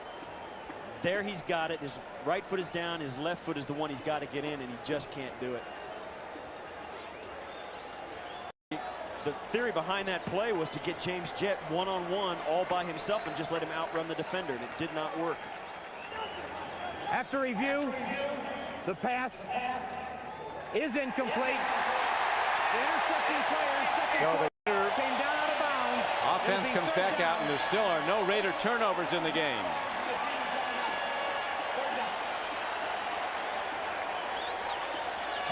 Well, after 1 minute and 7 seconds, Chris Palmer found out that the one break he was looking for this afternoon didn't come through.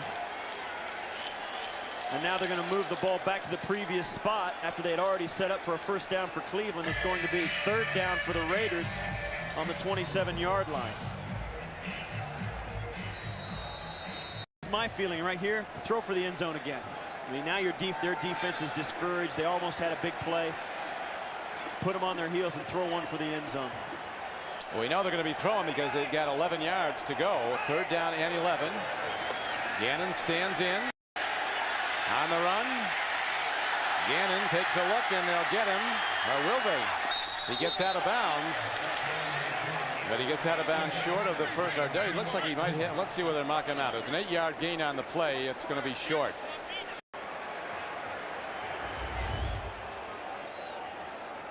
And this is his ability. You know, most quarterbacks, when they break and run like this to the sideline, you think, well, there's no way they're going to throw it. But right here, you see his confidence. He knows he can throw it on the run. McKenzie got tackled.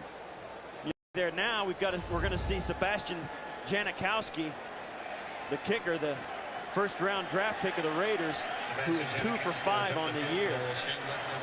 And here now is a field goal from the 27-yard line. It'll be a 37-yard attempt.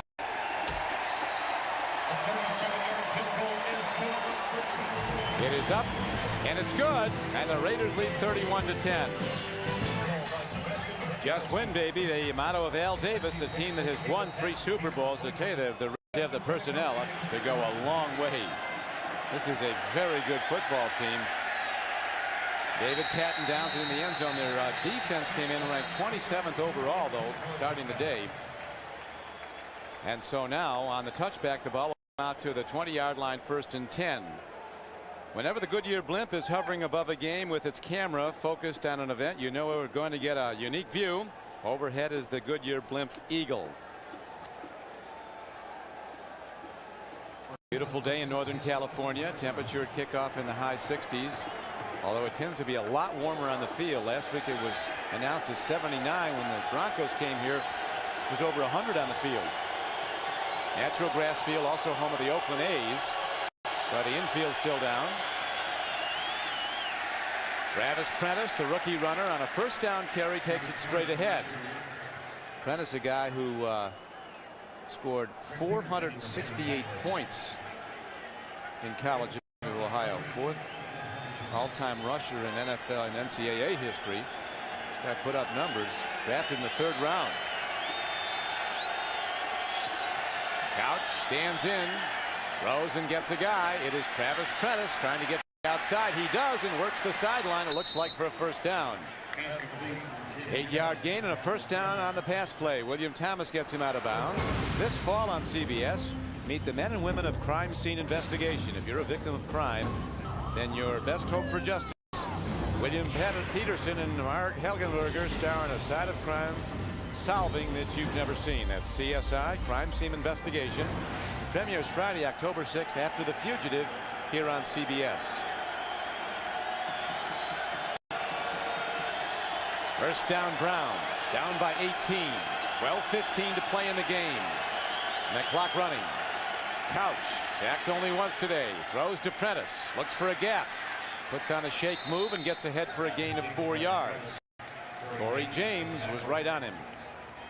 This Travis Prentice is obviously incorporated very well into the passing game. You see here, this is how Tim Couch has spread the football around. Running backs and wide receivers catching the bulk of the passes. And you always like to give the tight ends a bone or two. He caught 3 balls for 19 yards. That's why Tim Couch is so well. He's running a complete offense. And now Couch is sacked for just the 2nd time this day. Only the 5th time this season, or the 4th time this season. And Roderick Coleman's the guy gets him. A 2nd-year pass rusher from East Carolina, number 57. And this is what we spoke about earlier. Tim Couch has just got to get rid of this football. He's back there. He took a deep drop. When he feels the pressure, don't always think that you can always get away. It's a skill to learn to throw the football away. Ball on the field. Browns have it. Zahersky recovers the fumble. Well, the Raiders rush now, Steve, just teeing off and coming full bore. It's about to get out of hand. You can tell the Raiders defense is really coming in. When you're in a shotgun formation and you know the defense is really coming, sometimes the offensive line can get a little bit skittish, and a shot snap is not the easiest thing to execute.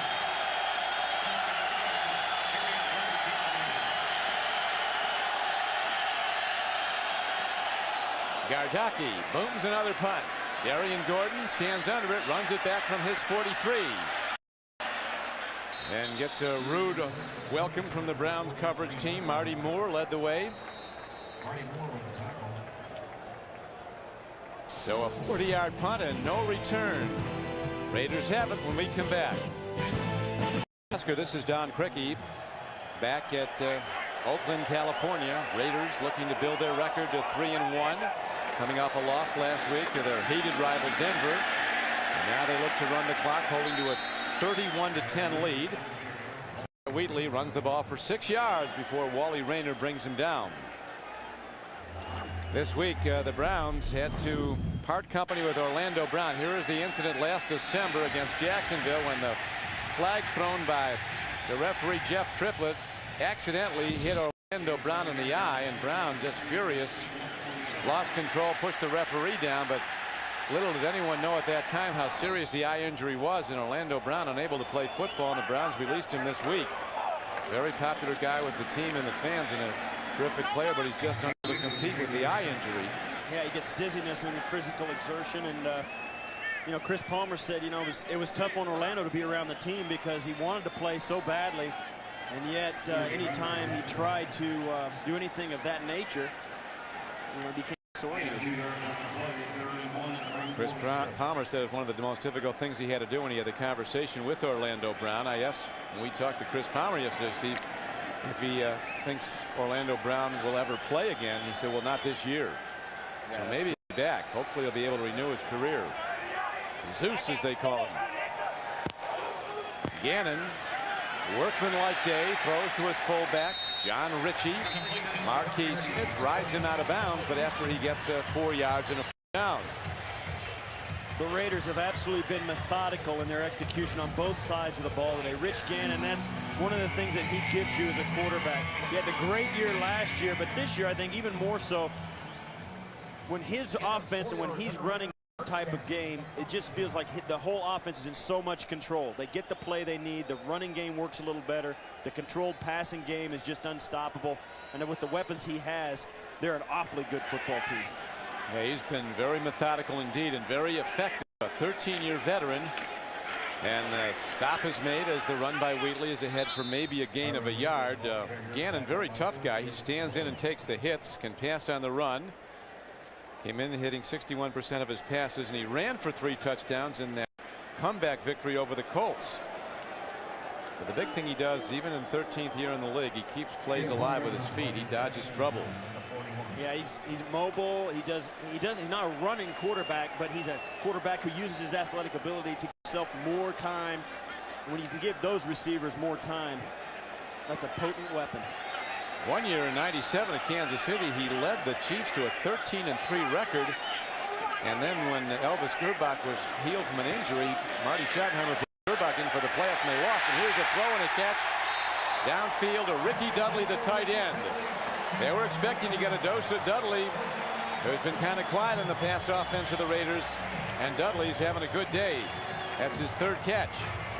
That's one of the things. If you don't have a tight end like, say, for instance, Shannon Sharp or Ben Coates, the way Baltimore Ravens do, you want a tight end like Ricky Dudley, who may not catch 8 or 9 balls a game, but when he does, he's a weapon and can go the distance. He's a guy that can good for a catch 7-yard gain. Yeah, he makes catches under clutch conditions, and there again, that's not the athletic ability we were talking about earlier. Happened there? He faint or no? He's all right. Would he hit him? Here's a handoff, and Napoleon Kaufman runs and gets a little bit as the Raiders just pound away with 7:23 left to go. Next Sunday on the CBS Sports Spectacular, the fastest racers on 2 wheels rip at speeds up to 175 miles an hour at the wrenchhead.com Superbike Classic. Maybe we'll get Glanville to ride in that. He'll drive anything with a anything gas fast. Yeah. He'll drive anything with a gas pedal or a throttle. Well, he's raced motorcycles also. Oakland is one of the best teams in the National Football League. You just saw that small graphic. They score touchdowns when they get close. They're very good at it. In the red zone now, the opponent's 20-yard line in. Some are starting to call it the green zone because it's the go area to get points. Some guys will try anything. Yeah. The Raiders are off next week. Then they travel across the bay to Candlestick to play the 49ers. The Browns will be back at Cleveland Browns Stadium in Cleveland to play the Baltimore Ravens next week.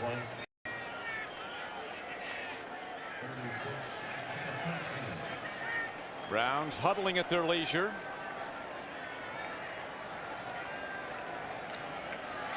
The Raiders obviously using every bit of the play clock they can. They want to get this game over with. This is the first meeting between these two teams in Oakland since 1979. Here's a throw to the end zone. Off the hands of the receiver. David Dunn, a big rangy wide receiver from Fresno State. The most famous meeting, of course, between these two teams was in January of 1981, that playoff game in the Ice Bowl at Cleveland. You see here, 31-10 is the score. David Dunn's getting an opportunity to play in the regular offense.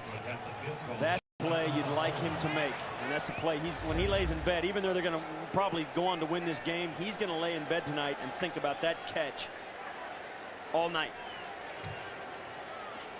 Setting up now for a looks to be like a 31-yard field goal for Sebastian Janikowski. You see he's 1 for 1. Came into the game with just 2 of 5. He told me yesterday he's hit from 74 yards away in practice at Florida State. I said, would you have Hurricane Bob behind you? He said, no wind. No wind. Guess he put on a show at the scouting combine in Indianapolis. It's legendary. Low snap, but the set down is good, and it's up and good. So Janikowski gets to another field goal, and the Raiders extend their lead to 34-10. Back to Oakland. There is the owner and president of the Oakland Raiders, Al Davis. He was actually the American Football League Coach of the Year back in 1963. He actually took over as coach of the Raiders when he was 33 years old. John Madden was also 33 when he first coached the Raiders in '69. So John Gruden was only the 3rd youngest head coach of the Raiders when he got the job at 34. Patton starting to run wide. Cut down, a good open field play. And making it was Calvin Branch. We talked about that game from the 1980 season. This was January 4th, 1981 at Cleveland Stadium. Into the end zone was Van Egan for the Raiders in this playoff game. Wind chills down to 40 below. Brian Sipe trying to throw to the end zone for what could have been a winning touchdown, but it's intercepted by Mike Davis, and the Raiders would go on to beat the Eagles and become up to then the only wild card team to win a Super Bowl. I remember Jim Garrett, one of the offensive coaches, saying what Rutigliano said to Sipe before that final play. He said, if Ozzie Newsome isn't open, throw it in Lake Erie and we'll kick the field goal. But he tried to force it in. Mike Davis made the interception. Raiders win, and they went on, beat the Eagles in the Super Bowl. There's one other wild card team that's won a Super Bowl, and that was a couple of years ago when Denver did it. False start prior to the snap. And I was at that game with John Brody. Offense, 5 yards, still second. It was a tough day in Cleveland on the lake. A little chilly down there. You look back at these times and great history of this, both this Cleveland Brown franchise and the Oakland Raider franchise, and a lot of the stadiums where all this history took place don't exist anymore. As the NFL moves into the new millennium with their stadiums and their new franchises.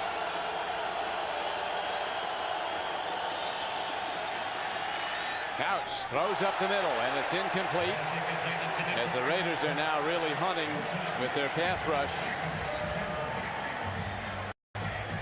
Al Davis has been a signal figure in pro football through the years. Here he is with Sid Gilman at the very early days of the American Football League. There he is as he was Coach of the Year in '63 in the AFL.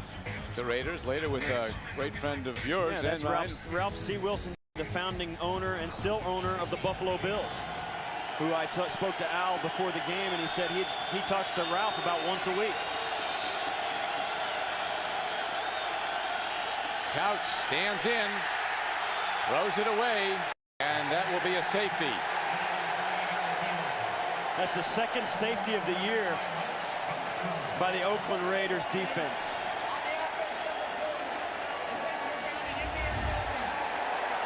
He's throwing this away, but he can throw this away because he's still between the tackles. Yeah, intentional grounding in the end zone for safety. And he did it in the end zone, and that counts as 2 points for the defense. I mentioned it was the second safety. The Raiders versus the Chargers, week 1. Ryan Leaf hands the ball off, and bang, Darrell and the rest of the defense. That's a safety. Those don't happen that often, and the Raiders have done it twice in the first month of the season. This is a great start for the Silver and Black here in Oakland.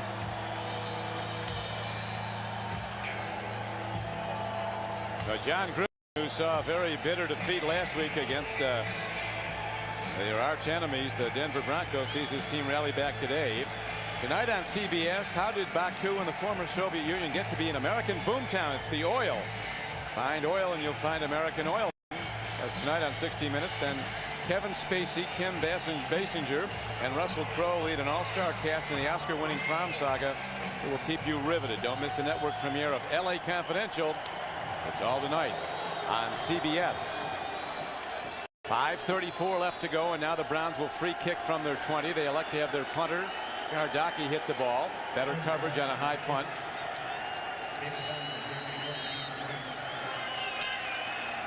Gardaki booms it downfield. They set up the return. And here comes David Dunn across the 45, and he's out close to the 47-yard line. One of the things that's always been made a lot of in recent years when you have the draft. These are the first 5 picks of this year's draft. And here, I'm going to give you my grades here, Don, okay? All right, Courtney Professor. Brown, he's slow start, but he had 3 sacks last week. I'll give him a B+. LeVar Arrington hasn't started, has been a non-factor in Washington. This guy's playing left tackle for a team premier position. He's doing well. Peter Warwick has not been the spark. They've scored less than a touchdown a game. Jamal Lewis, I think he's an incomplete. He's been injured, maybe with an asterisk, because he did get 116 yards rushing today. What was that you gave Arrington, a C or an L there? What's that, a C? Arrington, he got a C.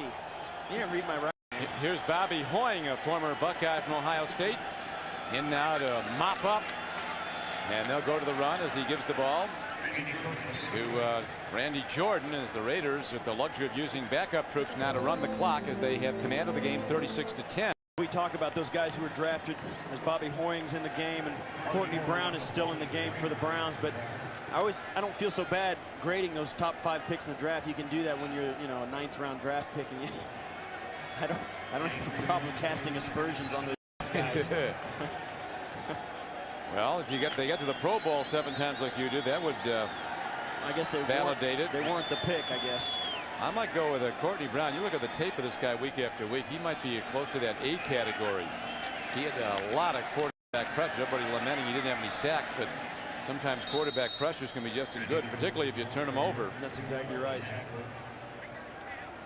Now the Raiders, and it never gets any better than this for a football team. The game is virtually won.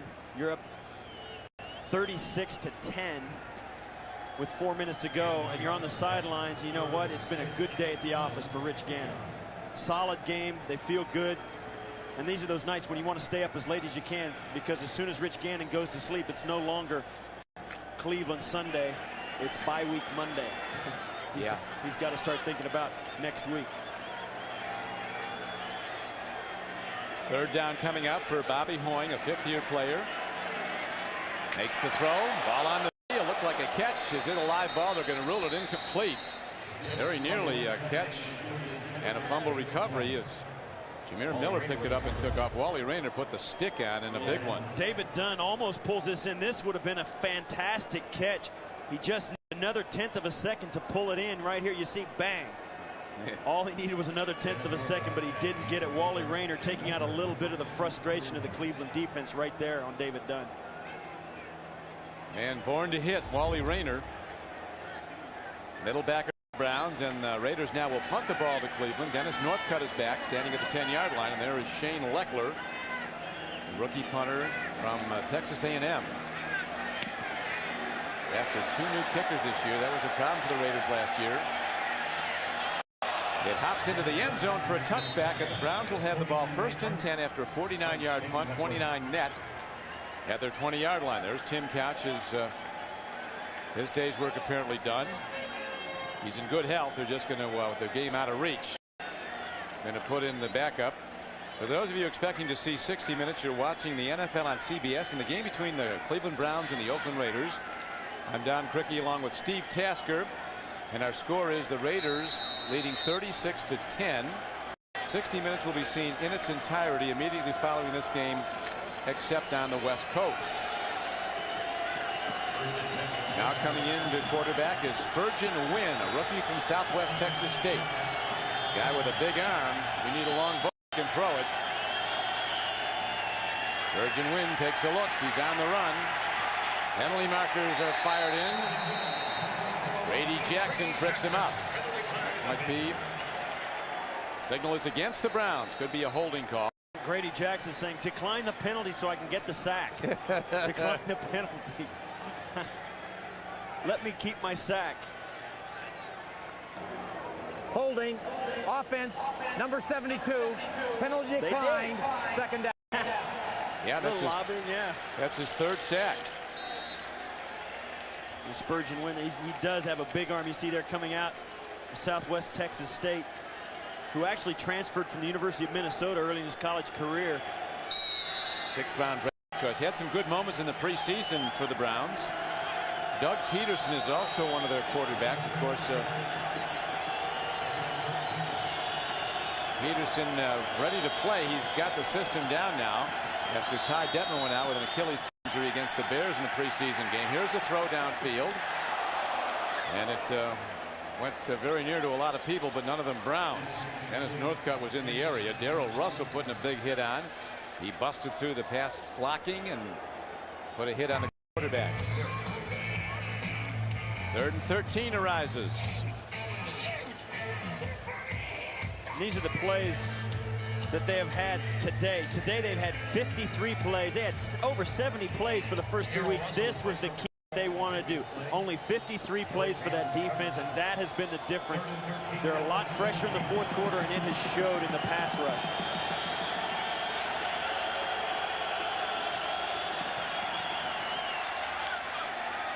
Browns against an all-out pass rush. Like to go to the run, and Eric Redd is ahead for a gain of 5 yards on the play. That's well short of a 1st down, and so the Browns send out punter Gardocki once again with the clock running and 3:12 left to go. Gardocki $5,000 lighter in the wallet after he was fouled by Joey Porter. We've both seen the hit, and we were talking about it. The hit was not a dirty hit that Gardocki took, but it was cheap. It was not dirty, but it was cheap. And it was the gesture he made to the sideline of the Steelers that result in the $5,000 fine is now the return straight up the middle of the field by Darian Gordon is across the 30 and out close to the 34. Earlier in the game, we talked about the task at hand for both teams. The Cleveland Browns, they needed to give Napoleon Kaufman a complex. That running game killed them today. Tim Couch, he had sacked twice, and he also had two interceptions. Cleveland didn't get either one of those completed. Oakland, they needed to keep the off the field, and of course we just spoke about the fact that they've been able to do that, and they are obviously their mantra to get into the bye week at 3-1 and not 2-2. And today it's just win, baby, for the Oakland Raiders. But the young Browns will be back to play today. They'll go to 2-2 on the season, and who knows, could have still have a share of first place in the AFC Central at the end of this week's play. The Jacksonville Jags will be playing at Indianapolis tomorrow night. Randy Jordan, a 7-year back from North Carolina, running hard. A guy who blocked the punt and ran it in for a touchdown against the Raiders last week. There's Bresnahan. Winners tell jokes, losers say deal. That's it. There's no better time to be a football player than when the game is won and you're still waiting for the clock to run out. It'll be a 30-second timeout. 30-second timeout with 2 minutes and 27 seconds left to play. And of course, there's no worse feeling on the Browns sideline when the clock is still running and you've got no chance to win.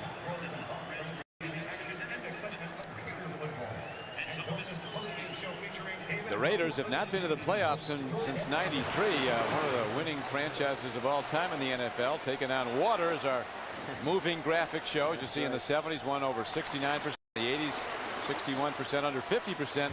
In the decade of the 90s, only 3 playoff appearances. Yeah, but I'll tell you what, they've got the bilge pump working now. They're not taking on water this year. They're 3-1 start, and they are sailing very pretty across the waters of the NFL right now. Well, they'll go to 3-1 with this win today. And the 49ers, who they hook up with next on October 8th at Candlestick Park. I mean, everybody wrote the 49ers off, but they went down and blasted the Cowboys today. Here's Bobby Hoying on a fake. Rolled out long ball. Incomplete. Lewis Sanders running stride for stride with David Dunn. Lewis Sanders has had a nice day today as a defensive back. He's been left on an island with a couple of very good receivers. David Dunn trying to get deep. Lewis Sanders is right there. Has really done well today. He's the nickel back for the Cleveland Browns. So he doesn't start, but he has more than held his own today against a very difficult core receivers for the Raiders. Well, the Raiders taking an over-the-top shot, trying to build a lead in an already out-of-reach game as they lead at 36-10. And now to the run. That'll take us down to the 2-minute warning. For those of you expecting to see 60 minutes, you're watching the NFL on CBS in the game between the Browns and the Raiders. I'm Don Criqui with Steve Tasker. Our score is Oakland 36, Cleveland 10. 60 minutes will be seen in its entirety immediately following this game, except on the West Coast, as the 2-minute warning is given. Raider fans, something to celebrate. Back in a moment. You're in command 36-10 with 2 minutes to play in the game. Don Criqui with Steve Tasker. Browns with a lot of good young players, still a work in progress. The Raiders impressive. That's right. The Browns are finding out as Tim Couch goes, so go the Cleveland Browns. And his 2 interceptions are really the big difference in the scoring in the first half and really the game. Now the ball hit downfield and picked up by Northcutt. And he is rudely thrown to the turf. Kansas City has now gone in front of Denver 23-22. That's a surprise. Denver seemed to be have that game well in hand. Got the lead before halftime, and then the Chiefs came storming back. These Raiders, after the 2 interceptions, really started to steamroll. That was the killer. You could feel the emotion change. It started with the onside kick that the Browns tried the first time they kicked off after they'd scored on the opening drive, and they never recovered. And the Raiders got stronger and stronger and more emotional as it wore on.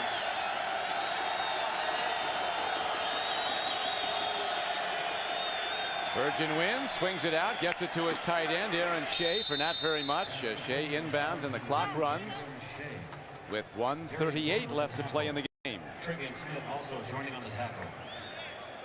You know, John Gruden, we spoke to him, and he said, "You think you're better this year than you have been? You've been 8-8 the last 2 years." He says, "Well, yeah, we're better, but who cares? We still have to prove it on the field." Today they've taken a big step towards that. Throw and a drop.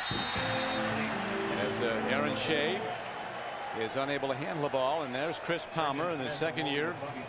Obviously with a much better team this year and a long way to go this season, but he as a quarterback in his second year came in with a quarterback rating of almost 108, which is extraordinary. Second in the NFL. Yeah, and you see Chris Palmer there, his philosophies and his thoughts about football. His team is a little more confident in them now, and they feel more comfortable. And now Cleveland Browns are finding out ways they can help Chris Palmer and his philosophy take shape a little more. Everybody in that sideline is a little more comfortable, even though the outcome today didn't go their way. Right tackle for the Browns was in motion a bit early, and so the prior to the snap, false start offense, number 75, 5-yard penalty, still third down. That's the third time today that Steve Zahersky has moved early as he looks to set up, but this guy has been a good player. He's kind of a surprise guy. Kent State, they didn't expect him to be a terrific tackle, but so far this year he's been very strong. Well, he's the guy that took over for Orlando Brown after his injury, and I think they feel real good about him over there. Played extremely well on the offensive line, as has the whole group of guys up front this year. Browns with about 300 yards offense against the Raiders, but only 10 points. Now we have a whistle before the snap of the ball. Another penalty marker is thrown. Another false start. Number 86, 5-yard penalty, still third down. Not a bad idea sometimes to run the ball when you're down 36-10. There is John Huffnagel, quarterback coach for the Browns. Dennis Northcutt moved early that time, but the Browns are going to take some shots from deep in their own end. Line of scrimmage now the 6-yard line. Down in 16. Here comes the rush. Swing pass. It's caught by Prentice, and he's going to be knocked out of bounds at about the 18-yard line and short of a first down. A 10-yard gain on the play. Travis Prentice makes the catch. And they're going to go ahead. This is 4-down territory. They, it's not so much that they believe that they can score a touchdown or get a first down. They want Spurgeon Wynn to get a little experience. He's in a tough spot here. He's got no chance of winning this football game, but they're putting him in a regular season game because sooner or later they're going to hope it pays off for them.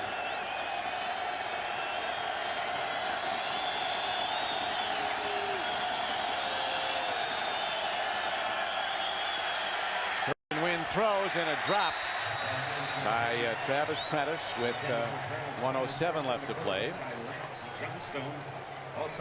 Al Davis not happy last week as he saw his Raiders beaten by Denver, but a much improved performance today.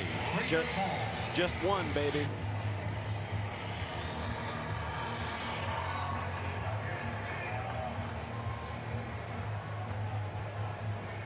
John Gruden, one of the most hands-on head coaches in the National Football League.